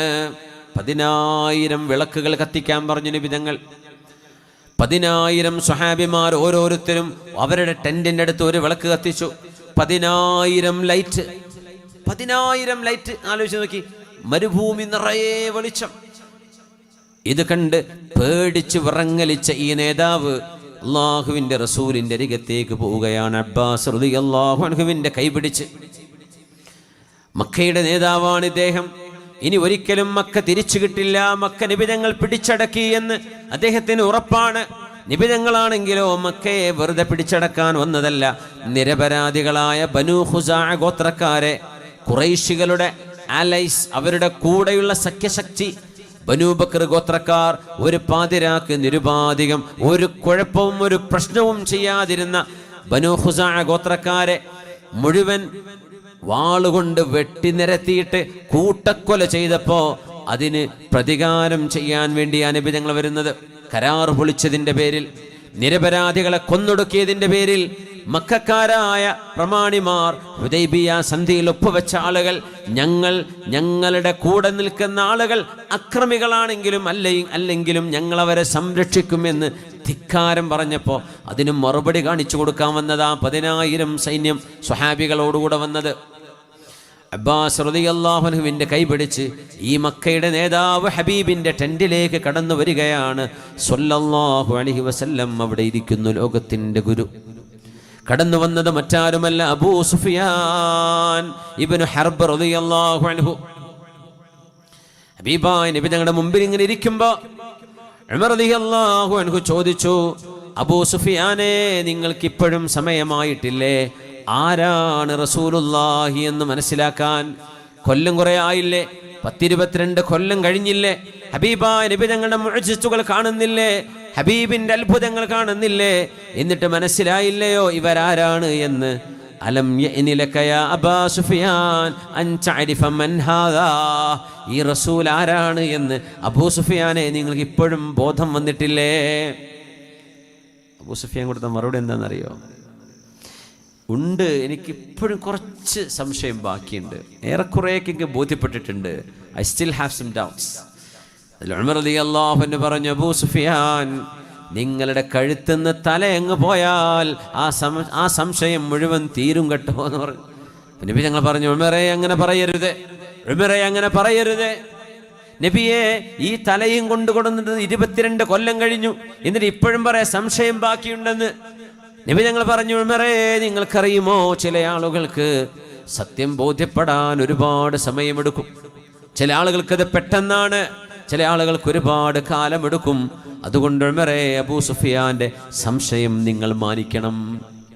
തങ്ങട്ട് പറഞ്ഞപ്പോൾ അബൂ സുഫിയാൻ ഇബ്നു ഹർബ് റളിയല്ലാഹു അൻഹു പുണ്യ നബിയുടെ കൈ പിടിച്ചുകൊണ്ട് പറയുകയാണ്, അഷ്ഹദു അല്ലാ ഇലാഹ ഇല്ലല്ലാഹ് വഅഷ്ഹദു അന്ന മുഹമ്മദർ റസൂലുള്ളാഹ്. I declare under no compulsion, ആരും നിർബന്ധിച്ചുകൊണ്ടല്ല, ആരും എന്നെ ഫോഴ്സ് ചെയ്തതുമല്ല, ഞാനായിട്ട് പറയുകയാണ് അഷ്ഹദു അല്ലാ ഇലാഹ ഇല്ലല്ലാഹ്. There is no one, no deity worthy of worship except Allah. അവിടെ ഇസ്ലാം സ്വീകരിച്ചു. വഅഷ്ഹദു അന്ന മുഹമ്മദർ റസൂലുള്ളാഹ്. And you, messenger of God, are the messenger of Allah. അള്ളാഹുവിൻ്റെ ഹബീബിനെ നബിയായി അംഗീകരിച്ചു, അള്ളാഹുവിൻ്റെ വഹ്ദാനിയത്തിനെ അംഗീകരിച്ചു. മക്കയുടെ നേതാവ് 23 കൊല്ലമെടുത്തു, 23 വർഷമെടുത്തു ഈ ഒരു തീരുമാനത്തിലേക്ക് എത്താൻ. ചില ആളുകൾ അങ്ങനെയല്ല, വളരെ പെട്ടെന്നാണ്, വളരെ പെട്ടെന്ന്. ജുബൈർ ഇബ്നു മുത്ഇം എന്നവർ പറയാണ്, വിശുദ്ധ ഹബീബായ നബി തങ്ങൾ സൂറത്തു തൂറിലെ ഈ ആയത്തുകൾ അങ്ങനെ ഓതുമ്പോൾ ഞാൻ എൻ്റെ കർണപുടങ്ങളിൽ വന്ന് ഹബീബിൻ്റെ മധുരമായ പാലായനം റസൂലുള്ളാഹി തങ്ങൾ ഓതുന്നത് വളരെ മനോഹരമാണ്. അം ഖുലിഖൂ മിൻ ഗൈരി ശൈഇൻ അം ഹുമുൽ ഖാലിഖൂൻ അം ഖലഖുസ് സമാവാതി വൽ അർള ബൽ ലാ യൂഖിനൂൻ അം ഇൻദഹും ഖസാഇനു റബ്ബിക് അം ഹുമുൽ മുസൈത്തിറൂൻ. നബിയെ ചോദിക്കൂ, അവരാണോ അവരെ പടച്ചത്? അവരാണോ പ്രപഞ്ചം പടച്ചത്? അതല്ല, അവരുടെ കയ്യിലാണോ അള്ളാഹുവിൻ്റെ ഖസാനകൾ കിടക്കുന്നത്? അള്ളാഹുവിൻ്റെ ഖജനാവുകൾ കിടക്കുന്നത് അവരുടെ കൈകളിലാണോ? ചോദിക്കും നബിയെ. വഇൻ മിൻ ശൈഇൻ ഇല്ലാ ഇൻദനാ ഖസാഇനു വമാ നുനസ്സിലുഹു ഇല്ലാ ബിഖദരിൻ മഅലൂം. ഏതൊരു സംഗതിയുടെയും ഖജനാവ് അള്ളാന്റെ കയ്യിലുണ്ട്, അള്ളാന്റെ കയ്യിലുണ്ട്. മൊബൈൽ ഫോണാണോ? അള്ളാന്റെ കയ്യിൽ അതിൻ്റെ ഖസാനകളുണ്ട്. എനർജിയാണോ, ഊർജമാണോ, അതിൻ്റെ ഖസാനകൾ അള്ളാന്റെ കയ്യിലുണ്ട്. വമാ നുനസ്സിലുഹു ഇല്ലാ ബിഖദരിൻ മഅലൂം. മനുഷ്യന് ആവശ്യമായ തോതിലും കണക്കിലും അളവിലും മാത്രമേ അള്ളാഹു ഭൂമിയിലേക്ക് അത് കൊടുക്കുന്നുള്ളൂ എന്ന് മാത്രം. അള്ളാഹുവിൻ്റെ അടുത്ത് അബൻഡൻസ്, അത് വളരെ, അതിൻ്റെ കയ്യും കണക്കുമില്ലാത്തത്ര റബ്ബിൻ്റെ കയ്യിലുണ്ട്. കൽക്കരി കൊണ്ട് ട്രെയിനോടിയിരുന്ന കാലം ഓർമ്മയുണ്ടോ? കൽക്കരി അവസാനിക്കാൻ പോകുന്നേ എന്ന് പറഞ്ഞ് ഒച്ചപ്പാടും ബഹളങ്ങളും ഉണ്ടായപ്പോൾ അതാ വരുന്നു പെട്രോളും ഡീസലും ഒക്കെ, അത് തീർന്നു. അപ്പോൾ അല്ലാഹ് ഭൂമി അങ്ങ് തുറന്നു കൊടുത്തു. ഗൾഫ് നാടുകളുടെ ഉള്ളിൽ, ഗൾഫ് നാടുകളിൽ അതങ്ങ് കാണാൻ തുടങ്ങി. ഇനിയിപ്പോൾ അത് തീരും. ഒരു 65-70 കൊല്ലത്തെ സ്റ്റോറേജാണ് കൂടുതലും ഗൾഫ് രാജ്യങ്ങളിലൊക്കെ ഉള്ളത്. ഒരു 65 കൊല്ലം കഴിഞ്ഞാൽ പെട്രോളും ഡീസലൊക്കെ തീരും. ഉള്ളിൽ കിടക്കുന്ന സാധനങ്ങൾ എടുത്തെടുത്ത് തീരും. അപ്പോഴേക്കും ഇതാ സോളാർ എനർജി വന്നു. സൂര്യപ്രകാശം കൊണ്ട് ഊർജം സ്വീകരിക്കുക. ഇപ്പം സൂര്യൻ തീരുന്നൊരു സമയം ഇദശംസു കുവ്വിറത്ത്, അപ്പോൾ പിന്നെ ഖിയാമത്ത് നാളാണ്, പിന്നെ ഇന്ന് ജീവിച്ചിരിക്കേണ്ട ആവശ്യമില്ല. അപ്പോൾ അതുവരേക്കുള്ള എനർജി അള്ളാഹു തന്നു. നോക്കണേ ഓരോന്നും. എന്നാൽ ഈ സോളാർ എനർജിക്ക് ഒരു 1000 കൊല്ലം മുമ്പ് അള്ളാഹു കൊടുത്തുകൂടായിരുന്നോ? മനുഷ്യന് അതിൻ്റെ ടെക്നോളജി കൊടുത്തുകൂടായിരുന്നോ? ഇല്ലാ ബിഖദരിൻ മഅലൂം. അത് മെല്ലെ മെല്ലെ മതി. ലതർകബുന്ന തബഖൻ അൻ തബഖ. നിങ്ങൾ മെല്ലെ മെല്ലെ മെല്ലെ മുന്നോട്ട് വരുന്നവരാണ്. നോക്കണം, ഓരോ തലമുറയും വിചാരിക്കും നമ്മൾ ഭയങ്കര ഉഷാറാണ്. നമ്മൾ വാപ്പന്മാരിലേക്ക് നോക്കി, പാവട്ടെ നമ്മളെ വാപ്പാർ, അവരുടെ കാലത്ത് മൊബൈലൊന്നും ഇല്ല, ഇപ്പോഴല്ലേ ഇതൊക്കെ തുടങ്ങിയത്. ഇപ്പം നമ്മളെപ്പറ്റി നമ്മളെ മക്കൾ, അടുത്ത തലമുറ പറയും, പാവ നമ്മളെ വാപ്പാർ, ഒരു ആകെ ഒരു മൊബൈൽ, ഒരു ഫേസ്ബുക്കും ഇൻസ്റ്റഗ്രാമൊക്കെ ഉള്ളായിരുന്നു, എന്തേനും ഒരൊക്കെ മാമാങ്കം, നമുക്കിപ്പോൾ എന്തൊക്കെ ഉണ്ട്. അവരെപ്പറ്റി അവരെ തലമുറ പറയും, നമ്മുടെ വാപ്പാർക്കൊന്നും ഇല്ലായിരുന്നു. ഇങ്ങനെ എല്ലാവരും പറയാം. എല്ലാവരും പറയും കഴിഞ്ഞു പോയ തലമുറക്ക് വലിയ കഴിവൊന്നുമില്ലായിരുന്നു. എൻ്റെ സുഹൃത്ത് പറഞ്ഞൊരു തമാശയാണ്, 2000-ൻ്റെ ശേഷമൊക്കെ ജനിച്ചാൽ മതിയായിരുന്നു, എന്നാൽ എന്തൊരു രസമല്ലേ, അടിച്ചു പൊളിച്ച് ജീവിക്കായിരുന്നു. 2000-ൻ്റെ മുമ്പ് ജനിച്ചതും വലിയ മുതലായില്ല. ഞാൻ പറഞ്ഞു, പൊന്നു ചങ്ങാതി, ഒരു 100 കൊല്ലം മുമ്പ് നമ്മൾ ജനിച്ചെങ്കിൽ എന്തായിരിക്കും അവസ്ഥ? ഓരോ തലമുറയും നമുക്ക് വേണ്ടത് അള്ളാഹ് കണക്കാക്കി നമുക്ക് കിട്ടും, അല്ലാത്ത ആഗ്രഹിച്ചിട്ട് കാര്യമില്ല. എല്ലാറ്റിൻ്റെയും ഖസനാവ് അള്ളാഹിൻ്റെ കയ്യിൽ. സ്വർണം, ജ്വല്ലറികൾ കൂടിക്കൊണ്ടിരിക്കുകയല്ലേ? കഴിഞ്ഞ നൂറ്റാണ്ടിലുള്ള പോലെയാണോ ഇപ്പോഴേ? ഈ സ്വർണമെങ്ങാനും കുഴിക്കാൻ മനുഷ്യൻ തുടങ്ങി, ഇരുമ്പ് കുഴിച്ചെടുക്കുന്ന പോലെ സ്വർണം കുഴിച്ചെടുക്കുകയായിരുന്നുവെങ്കിൽ, നിങ്ങൾ സങ്കല്പിച്ചിട്ടുണ്ട്, അത് വലിയൊരു നിഅമത്താണ്. നമ്മുടെ ഇമാമന്മാരുടെ കിതാബുകൾ രേഖപ്പെടുത്തിയിട്ടുണ്ട് ഇതിൻ്റെ ഒരു നിഅമത്ത്. സ്വർണം അത് കുറച്ചേ കിട്ടുള്ളൂ. ആഫ്രിക്കയിലുണ്ട്, ഉഗാണ്ടയിലുണ്ട്, നൈജീരിയയിലുണ്ട്, ഇവിടെയൊക്കെ വേറെയും ഒരുപാട് ആഫ്രിക്കൻ രാജ്യങ്ങളിൽ സ്വർണത്തിൻ്റെ മൈനുകളുണ്ട്, സ്വർണത്തിൻ്റെ കുഴികളുണ്ട്. വലിയ കുറച്ചേ കിട്ടുള്ളൂ.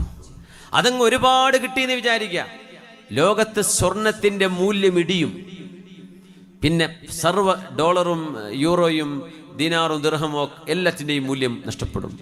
എല്ലാത്തിൻ്റെയും കറൻസി മുഴുവനും അതിൻ്റെ മൂല്യം ഇടിയും. ലോകത്തിൻ്റെ സമ്പദ് വ്യവസ്ഥ അങ്ങ് തകരും. അതുകൊണ്ട് അള്ളാഹു കുറച്ചേ കൊടുക്കുള്ളൂ സ്വർണം. ഇത്രയൊക്കെ ടെക്നോളജി കയ്യിലുണ്ടല്ലോ, എന്നാൽ പിന്നെ ഒന്നിച്ചങ്ങ് കുഴിച്ചെടുക്കല്ലേ. അടുത്തൊരു 100 കൊല്ലത്തേക്ക് അള്ള വെച്ചത് നമുക്ക് എടുക്കാൻ പറ്റുമോ? എടുക്കാൻ പറ്റില്ല.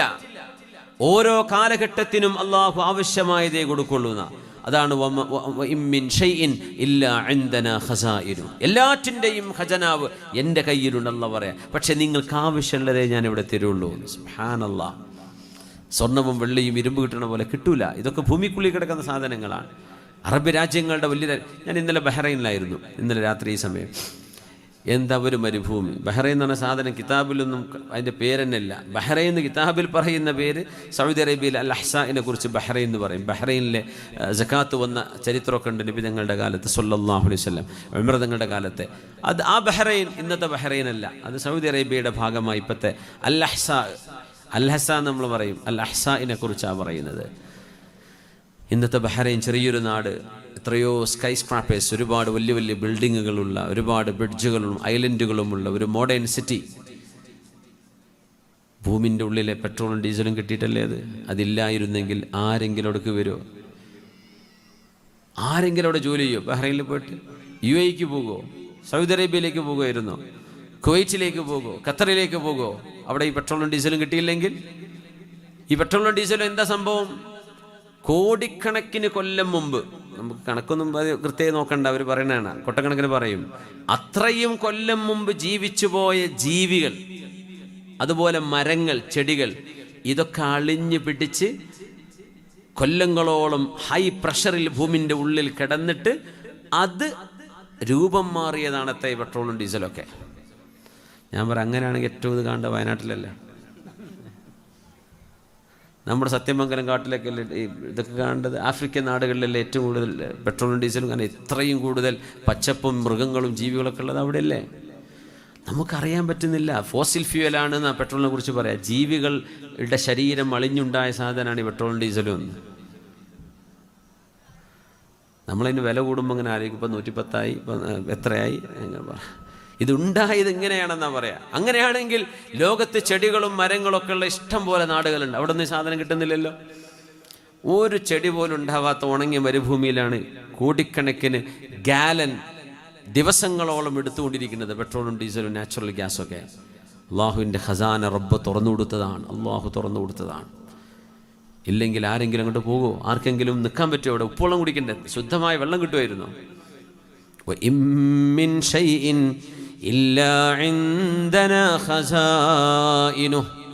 അള്ളാഹു ഭൂമിക്കുള്ളിൽ കിടക്കുന്ന സാധനങ്ങളുടെ ഖസാനകളെ റബ്ബ് അൺലീഷ് ചെയ്ത് തന്നപ്പോഴാണ് നമുക്കത് ആക്സസ് ചെയ്യാൻ പറ്റിയത്.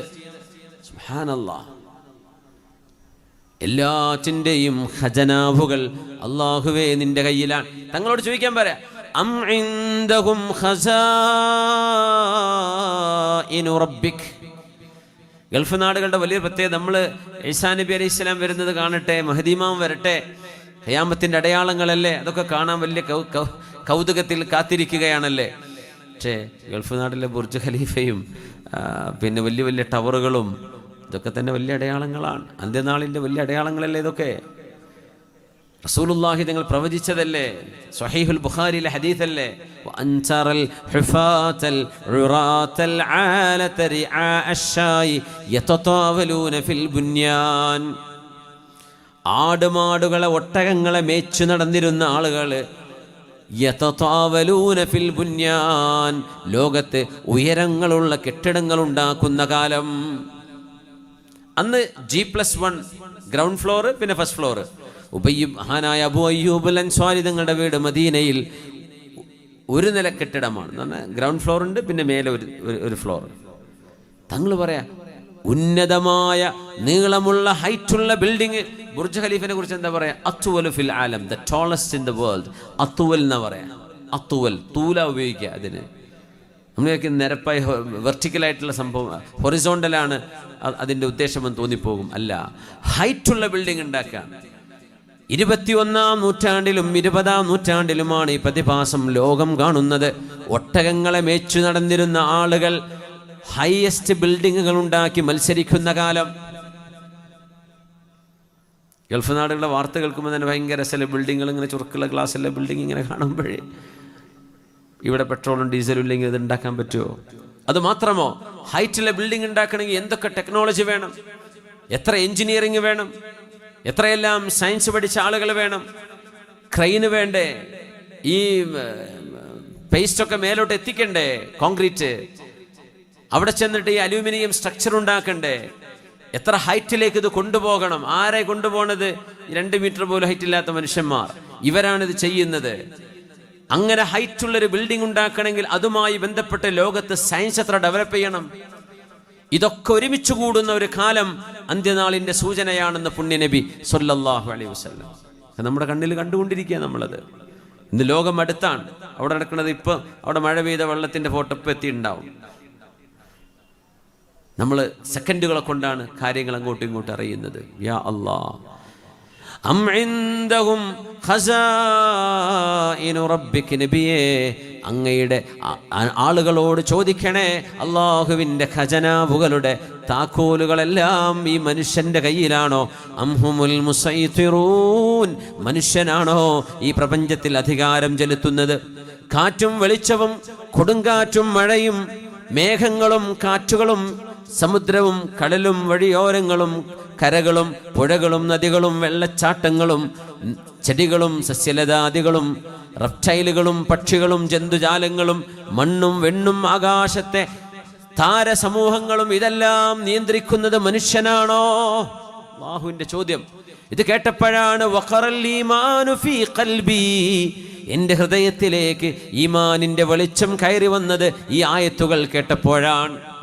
ഷഹ്റു റമദാനല്ലദീ ഉൻസില ഫീഹിൽ ഖുർആൻ ഹുദൻ ലിന്നാസി വബയ്യിനാതിൻ മിനൽ ഹുദാ വൽ ഫുർഖാൻ. അതുകൊണ്ട് അല്ലാഹുവിൻ്റെ വചനങ്ങൾ കേൾക്കുമ്പോഴേ മുഅ്മിനീങ്ങളുടെ തഖ്ശഇറു മിൻഹു ജുലൂദുൽ ലദീന യഖ്ശൗന റബ്ബഹും, അല്ലാഹുവിനെ ഭയപ്പെടുന്നവരുടെ അവരുടെ ശരീരങ്ങളിൽ ഒരു തരം കോച്ചിൽ വരും, ശരീരം പ്രസരിപ്പ് വരും, ശരീരത്തിൽ കുളിർമ വരും, ശരീരം പ്രകമ്പനം കൊള്ളും. അള്ളാഹുവിന്റെ വചനത്തിന് അത്ഭുതമുണ്ട്, അള്ളാഹുവിന്റെ വചനങ്ങൾക്ക് അത്ഭുതമുണ്ട്, ഭയങ്കരമാണ്. മിനിഞ്ഞാന്ന്, അത് വെള്ളിയാഴ്ച, മിനിഞ്ഞാന്ന് ഇന്നലെ വെള്ളിയാഴ്ച, ഇന്നലെ വെള്ളിയാഴ്ച രാവിലെ ഞങ്ങൾക്ക് അബുദാബിയിലെ എൻ്റെ സ്കൂളിൽ റമദാനെ സംബന്ധിച്ച് ഒരു പ്രസൻറ്റേഷൻ, കുട്ടികൾ അവിടുത്തെ ബാക്കിയുള്ള കുട്ടികൾക്ക് എന്താണ് റമദാൻ, എന്താണ് ഇഫ്താർ, എന്താണ് അത്താഴം, എന്താണ് ഖുർആൻ, ഇതൊക്കെ പറഞ്ഞു കൊടുക്കുന്ന ഒരു 20 മിനിറ്റ് പ്രസൻറ്റേഷൻ. യാ അല്ലാഹ്, അത് കഴിഞ്ഞപ്പോഴേക്കും അവിടെ ഇരിക്കുന്ന ബഹുഭൂരിഭാഗം അധ്യാപകന്മാർ, അധ്യാപികമാർ, അവരൊക്കെ കണ്ണിൽ ഇങ്ങനെ കണ്ണീര് വരുന്നുണ്ട്. അവരൊക്കെ പറഞ്ഞു ഞങ്ങളൊക്കെ ഭയങ്കരമായിട്ട് ഇമോഷണലി ഡ്രിവൻ, ഞങ്ങൾക്കറിയില്ല എന്താ സംഭവിച്ചത്. ഇങ്ങനെ ഒരു പ്രസൻറ്റേഷൻ ചെയ്യുന്നത് ഞങ്ങൾ ഇതുവരെ കണ്ടിട്ട് പോലുമില്ല, ജീവിതത്തിൽ ആദ്യമാണ് ഇതൊക്കെ അനുഭവിക്കുന്നത്. അപ്പോൾ എന്താ സംഭവം എന്നറിയോ? ഞങ്ങൾ 2-3 കുട്ടികളെ കൊണ്ട് മനോഹരമായി ഖുർആൻ ഓദിച്ചു. 2 കുട്ടികൾ വാങ്ക് വിളിച്ചു. സുബഹിക്ക് വാങ്ക് വിളിക്കുന്ന സമയം, ഇഫ്താറിൻ്റെ സമയത്ത് വാങ്ക് വിളിയും. അങ്ങനെ എന്താണ് ഒരു റമദാൻ എന്ന്, ഒരു മുസ്ലിം വീട്ടിൻ്റെ അനുഭവം എന്താണെന്ന് കുട്ടികൾ പ്രസൻറ്റ് ചെയ്യാണ്. അപ്പോൾ ഈ ഖുർആൻ ഓതുന്ന മധുരം, ഖുർആനിൻ്റെ ഒരു സൈലൻസ്, അതിൻ്റെ ഒരു മനോഹാരിത വേറൊന്നും അവരോട് പറഞ്ഞിട്ടില്ല. ബാക്കിയൊക്കെ ഇംഗ്ലീഷിലാണ്, ഇംഗ്ലീഷുകാരാണ്, സായിപ്പന്മാരാണ് കേൾക്കുന്നതും പ്രസൻറ്റ് ചെയ്യുന്ന കുട്ടികൾ ഇംഗ്ലീഷുകാർ തന്നെയാണ്. പക്ഷേ വിശുദ്ധ ഖുർആനങ്ങ് കേട്ടപ്പോൾ കണ്ണിന്ന് കണ്ണിനീരുറ്റി വീഴുകയാണ്. എനിക്കൊരുപാട് ഇമെയിൽ വന്നു. ഞാൻ ഹെഡ് ഓഫ് ദി ഡിപ്പാർട്ട്മെൻ്റ് ആയതിൻ്റെ പേരിൽ ഒരുപാട് പ്രശംസയുടെ ഒരുപാട് ഇമെയിലുകൾ. ഇന്നലെ രാവിലെ ജുമുഅ വരെ തന്നെയായിരുന്നു. വളരെ ഉഷാറായി, ഞങ്ങൾക്ക് അത്ര ഇഷ്ടപ്പെട്ടു എന്ന സംഭവം ഖുർആൻ കേട്ടതാണ്. ഖുർആനിനൊരു ഭയങ്കര മധുരിമയുണ്ട്. അത് നമ്മൾ ശരിക്കും ഒന്ന് ഇരുന്ന് ആസ്വദിക്കാൻ നിന്നാൽ ശരിക്കും കോരിത്തരിക്കും. അമേരിക്കക്കാരിയായ ഒരു പാട്ടുകാരിയുണ്ട്, ജെന്നിഫർ ഗ്രൗട്ട് എന്നവളെ പേര്. അവളിപ്പോൾ ഇസ്ലാം സ്വീകരിച്ച് മുഖമൊക്കനെ കിട്ട് മനോഹരമായിട്ട് ഖുർആൻ ഓതുന്നുണ്ട്. ചിലപ്പോൾ കണ്ടിട്ടുണ്ടാവും. ജെന്നിഫർ ഗ്രൗട്ട് എന്ത് മനോഹരമാണ്! ഖുർആൻ ശരിക്ക് അബ്ദുൽ ബാസിത്ത് അബ്ദുൽ സമദ് റഹിമഹുല്ല അദ്ദേഹത്തിൻ്റെ ആ ശൈലിയിലൊക്കെ ഖുർആൻ അങ്ങ് ഓതുന്നുണ്ട്. എന്ത് മനോഹരം! അമേരിക്കക്കാരെ, പക്ഷേ അവർക്കൊരു അറബ് ഒറിജിൻ ഉണ്ട് തോന്നുന്നു അവരുടെ ഭാഷ കേൾക്കുമ്പോൾ. അത്രയും പെട്ടെന്ന് ഒരു അമേരിക്കക്കാരൊന്നും ഇങ്ങനെ ഒരു അറബ് ഭാഷ സംസാരിക്കാൻ കഴിയില്ല. ഇന്ന് ഹിജാബ് ധരിച്ച് അച്ചടക്കത്തിൽ, യാ അല്ലാഹ്, ആ പെൺകുട്ടി 24-ാമത്തെ വയസ്സിൽ ഇസ്ലാം സ്വീകരിച്ചപ്പോൾ തൻ്റെ ഉമ്മയോട് പറയാണ്, mom I M a Muslim, ഞാനൊരു മുസ്ലിമാണ് ഉമ്മ എന്ന് പറഞ്ഞപ്പോൾ ജെന്നിഫർ തൻ്റെ അനുഭവം പറയുന്നുണ്ട്. എൻ്റെ ഉമ്മക്ക് തീരെ ഇഷ്ടമായില്ല ഞാൻ മുസ്ലിമായത്. ഉമ്മ പറഞ്ഞൊരു വാക്കുണ്ട്, I would rather love to hear you are prostitute than becoming a Muslim. നീ ഒരു മുസ്ലിമാണ് എന്ന് പറഞ്ഞ് കേൾക്കുന്നതിനേക്കാളും ഞാൻ ഇഷ്ടപ്പെടുന്നത് നീ ഒരു വേശ്യയായി മാറിയിട്ടുണ്ട് എന്ന് കേൾക്കാനായിരുന്നു. അവൾ പറഞ്ഞാൽ ഷോക്കായി പോയി എന്ന്. സ്വന്തം ഉമ്മയെ പറയുന്നത്. പക്ഷേ ഖൽബിലേക്ക് ഈമാൻ കയറി കഴിഞ്ഞു. ജെന്നിഫർ ഇസ്ലാം പഠിച്ചു. കഴിഞ്ഞ റമദാനിൽ അവളൊരു TV ഇസ്ലാമിക് ചാനലിന് ചില പ്രോഗ്രാമുകൾ ചെയ്തു. അപ്പോൾ അവർ പറയുന്നുണ്ട്, എൻ്റെ ഉമ്മ എനിക്ക് ടെക്സ്റ്റ് മെസ്സേജ് അയച്ചു, my daughter you have become A better person. എൻ്റെ പ്രിയപ്പെട്ട മോളെ, എൻ്റെ പ്രോഗ്രാമുകൾ ഞാൻ കാണുന്നുണ്ട്, നീ ഇപ്പോൾ ഒരു നല്ല മനുഷ്യനായിട്ടുണ്ട് മോളെ, നീ ഒരു നല്ല ആളായി മാറിയിട്ടുണ്ട്. ഉമ്മക്ക് ഇപ്പോൾ ഇതിങ്ങനെ അഡ്ജസ്റ്റ് ചെയ്ത് വന്നു. ആദ്യം ഉമ്മക്ക് വേണ്ടായിരുന്നു, നീ മുസ്ലിം ആവുക, വേറെ എന്തെങ്കിലും ആയിക്കൂടായിരുന്നു ചോദിച്ചു. പലരും ഈ മതത്തെ തെറ്റിദ്ധരിച്ചത് അങ്ങനെയാണ്. പക്ഷെ അതിൻ്റെ ഉള്ളിലേക്ക് വന്നാൽ അവരറിയും ഇത് സ്വർഗമാണ്. ഖുർആൻ അറിയണം, പുണ്യ നബിയെ പഠിക്കണം സല്ലല്ലാഹു അലൈഹി വസല്ലം. നമുക്ക് കിട്ടിയ നിധികളാണത്. ഇതിൻ്റെ മൂല്യം എന്താ നമുക്കറിയില്ല. നമ്മൾ അതിനൊന്നും സമയം കണ്ടെത്തുന്നില്ല. നമ്മൾ എന്തൊക്കെയോ അതും ഇതും വായിച്ചിട്ടും പറഞ്ഞിട്ടും കേട്ടിട്ടും സമയം കളയാണ്. പുണ്യ ഹബീബിൻ്റെ ഹദീസുകൾ, അള്ളാഹുവിൻ്റെ വചനങ്ങൾ, ജെന്നിഫർ ഗ്രൗറ്റിൻ്റെ മനോഹരമായ ഖുർആൻ പാരായണങ്ങൾ ഇന്ന് സോഷ്യൽ മീഡിയയിലൊക്കെ സുലഭമായിട്ട് കാണാൻ കഴിയും. മനോഹരമായ ഖുർആൻ പാരായണം. ഉമർ ഇബ്നുൽ ഖത്താബ് റളിയല്ലാഹു അൻഹു ഇസ്ലാം സ്വീകരിക്കുന്നത് വിശുദ്ധ ഖുർആൻ കേട്ടുകൊണ്ടല്ലേ. ത്വാഹ മാ അൻസൽനാ ഹാദൽ ഖുർആന ലിതഷ്ഖാ. ഹബീബായ നബി തങ്ങളെ കൊല്ലാൻ വേണ്ടി വന്ന ആളല്ലേ ഉമർ ഇബ്നുൽ ഖത്താബ് റളിയല്ലാഹു അൻഹു. നബി തങ്ങളെ കൊല്ലാൻ വേണ്ടി വന്നതാ. കാരണം ഉമർ എന്നവർ ആചാനുബാഹുവായ മനുഷ്യനാണ്. ഉമർ എന്നവരുടെ വാപ്പമാർ മക്കയിലെ ജഡ്ജിമാരാണ്. അവര് ജുഡീഷ്യറിയാണ്. ഉമർ തങ്ങളുടെ കുടുംബം തന്നെ ജഡ്ജിമാരുടെ കുടുംബമാണ്. അപ്പോൾ ആർക്കൊന്നും പറയാനില്ല. അവരല്ലേ ജഡ്ജ്. അവർ കൊന്നാലും കുഴിച്ചിട്ടാലും ആരെന്ത് പറയാനാ? മക്കയിലെ ജഡ്ജിമാരാണ്. ഹബീബായ നബി തങ്ങളെ കൊല്ലാൻ വേണ്ടി തൻ്റെ കുതിരപ്പുറത്ത് നടക്കുമ്പോഴാണ് ഒരാൾ ചോദിക്കുന്നത്, ഉമറേ എങ്ങോട്ടാണ്? ഞാൻ ഈ പുതിയ പ്രവാചകനെ കൊല്ലാൻ വേണ്ടി പോവാൻ. അതെയോ? പ്രവാചകനെ കൊല്ലുന്നതിൻ്റെ മുമ്പ് ആ പ്രവാചകന്റെ മതം സ്വീകരിച്ച് നിന്റെ പെങ്ങളെ ഒന്ന് നന്നാക്കിയിട്ട് പോരെ. എന്റെ പെങ്ങളോ? ഫാത്തിമ ബിൻതുൽ ഖത്താബ്. ഫാത്തിമ ബിൻതുൽ ഖത്താബ്.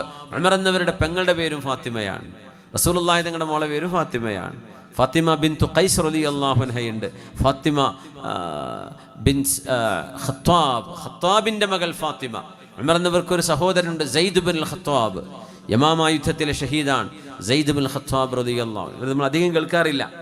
ഫാത്തിമ എന്ന ഉമർ എന്നവരുടെ പെങ്ങള് ഇസ്ലാം സ്വീകരിച്ചിട്ടുണ്ട് എന്ന് ഉമർ എന്നവർ അറിയുന്നത് നബിയെ കൊല്ലാൻ വേണ്ടി പോകുന്ന യാത്രയിലാണ്. നേരെ തിരിച്ചു പെങ്ങളുടെ വീട്ടിലേക്ക്. പെങ്ങളുടെ ഭർത്താവ് ഉമർ എന്നവരുടെ അളിയൻ ആരാന്നറിയോ? ആരാണ് പെങ്ങളുടെ ഭർത്താവ് എന്നറിയോ? സഈദ് ഇബ്നു സൈദ് റളിയല്ലാഹു അൻഹു. ഹബീബായ റസൂലുള്ളാഹി സ്വല്ലല്ലാഹു അലൈഹി വസല്ലം തങ്ങൾ അശറത്തുൽ മുബശ്ശരീൻ, സ്വർഗത്തിലേക്ക് പോകുന്ന 10 പേരുടെ പേര് പറഞ്ഞതിൽ ഒരു പേര് ഉമർ എന്നവരുടെ അളിയന്റെ പേരാണ്, സഈദ് ഇബ്നു സൈദ്. ഇതാണ് സഈദ് എന്ന് പറഞ്ഞാൽ സഅദ് ഇബ്നു അബീ വഖാസ്. സഈദ് എന്ന് പറഞ്ഞാൽ സഈദ് ഇബ്നു സൈദ്, ഉമർ എന്നവരുടെ പെങ്ങളുടെ ഭർത്താവ്. സഈദിൻ സുബൈർ ഇബ്നുൽ അവ്വാം. ആരാ സുബൈർ ഇബ്നുൽ അവ്വാം? സിദ്ദീഖ് എന്നവരുടെ പുതിയാപ്പിളയാ, അസ്മാ ബീവിന്റെ ഭർത്താവ്. സുബൈർ ഇബ്നുൽ അവ്വാം, സഈദിൻ സുബൈറിൻ ത്വൽഹത്ത് ഇബ്നു ഉബൈദില്ലാഹ്. ഉഹുദിൽ അല്ലാഹുവിന്റെ റസൂലിന് വേണ്ടി മദിൽ തീർത്ത സുഹാബിയാണ് മഹാനായ ത്വൽഹ റളിയല്ലാഹു അൻഹു. ഉഹദിന്റെ എല്ലാ കൂലിയും ത്വൽഹ കൊണ്ടുപോയി എന്ന് നബി തങ്ങൾ പറയുമായിരുന്നു. ത്വൽഹത്ത് ഇബ്നു ഉബൈദില്ലാഹ്, സഈദിൻ സുബൈറിൻ ത്വൽഹത്തിൻ വഅബീ ഉബൈദത്തിൻ. അബീ ഉബൈദ അബൂ ഉബൈദത്ത് ബിനുൽ ജറാഹ് റളിയല്ലാഹു അൻഹു വബിൻ ഔഫ് അബ്ദുറഹ്മാൻ ഇബ്നു ഔഫ് റളിയല്ലാഹു അൻഹു. പിന്നെ 4 ഖലീഫമാർ, സിദ്ദീഖ് എന്നവർ, ഉമർ എന്നവർ, ഉസ്മാൻ എന്നവർ, അലിയാർ, അങ്ങനെ 10 പേര്.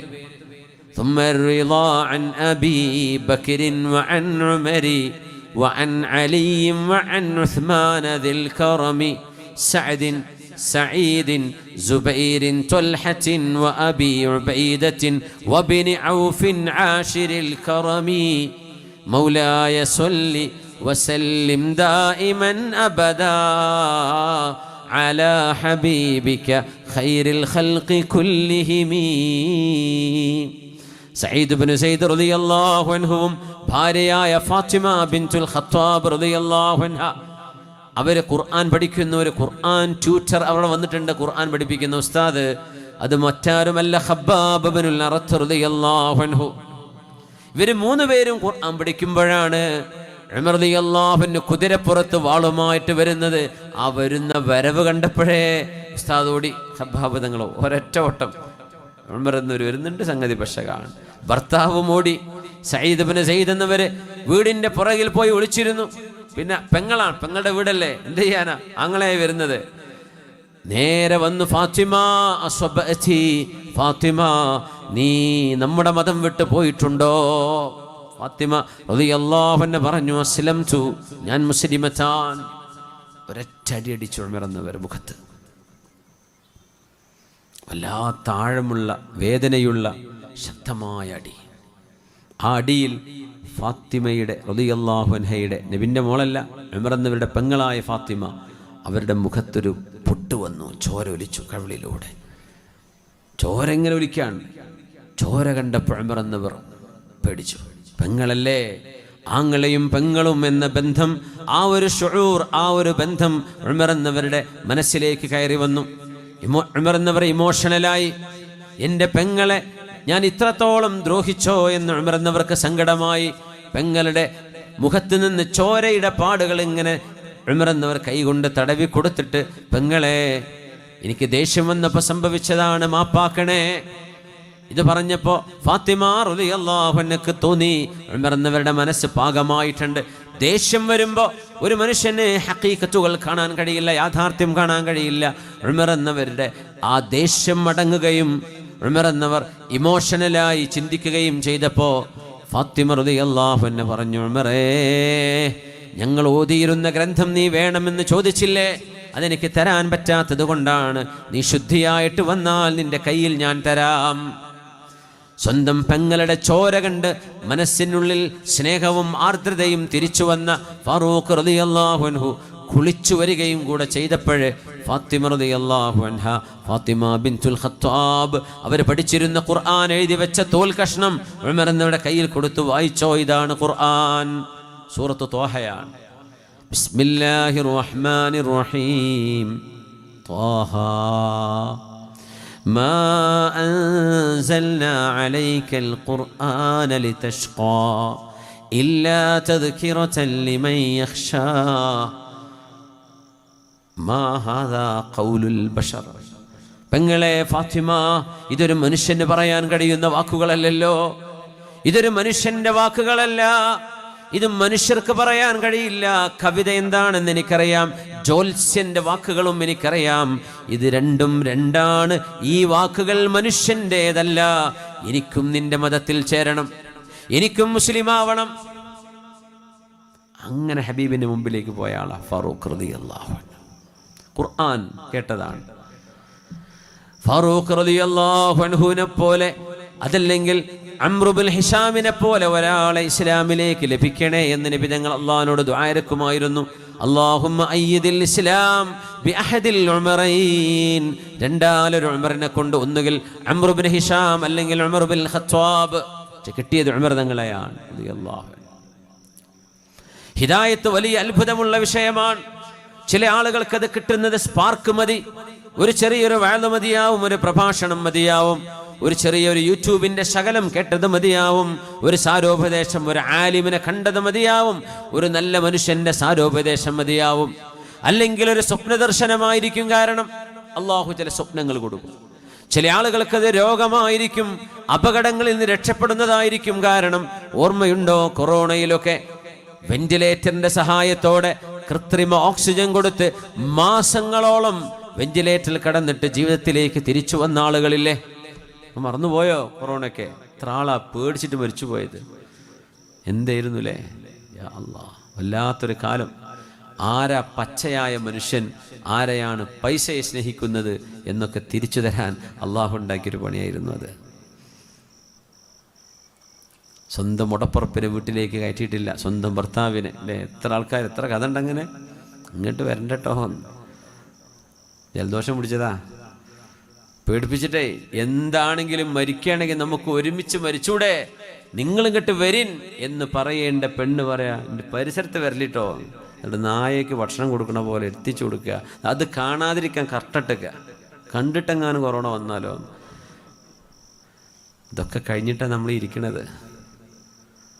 അള്ളാഹു ആ ഒരു മഹാദുരന്തത്തിൽ മരിച്ചുപോയ നമ്മുടെ സഹോദരിമാർ, നമ്മുടെ സഹോദരങ്ങൾ, വല്യപ്പമാർ, ഉപ്പമാർ, ചെറുപ്പക്കാർ, അള്ളാഹു നീ അവർക്കൊക്കെ സ്വർഗം കൊടുക്കണേ പടച്ചവനെ, സ്വർഗം കൊടുക്കണേ റബ്ബേ, സ്വർഗം കൊടുക്കണേ പടച്ചവനെ. യാ അല്ലാഹ്, ഹക്കും ബാത്തിലും അള്ളാഹു വേർതിരിക്കുന്ന ചില രീതികളുണ്ട്.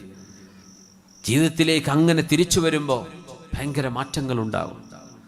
ചില ആക്സിഡൻറ്റുകൾ അങ്ങനെയാണ്. വണ്ടി മറിഞ്ഞ് മറിഞ്ഞ് മറിഞ്ഞ് മറിഞ്ഞ് ആ വാഹനം ടോട്ടൽ ലോസ് ആയിരിക്കും, വണ്ടി ഉപയോഗിക്കാൻ പറ്റൂല. പക്ഷെ എൻ്റെ ഉള്ളിൽ ആള് ഒരു കുഴപ്പമില്ലാണ്ട് പുറത്തേക്ക് വന്നിട്ടുണ്ടാവും. യാ അല്ലാഹ്, മരണത്തിൽ നിന്ന്, ഖബറിൽ നിന്ന് എഴുന്നേറ്റ് പോലെ പോകുന്നത് പോലെയല്ലേ അത്?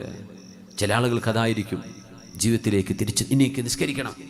വീട്ടിലെ ഉമ്മയോ വാപ്പയോ മരിച്ചത് മുതൽ നിസ്കാരം തുടങ്ങുന്ന എത്ര ആൾക്കാരുണ്ടെന്നാ? അതുവരെ നിസ്കരിക്കൂല, യാസീൻ ഓതിയിട്ടുണ്ടാവില്ല, ഉമ്മാക്കുപ്പാക്ക് വേണ്ടി ഒരു നന്മ ചെയ്തിട്ടുണ്ടാവില്ല.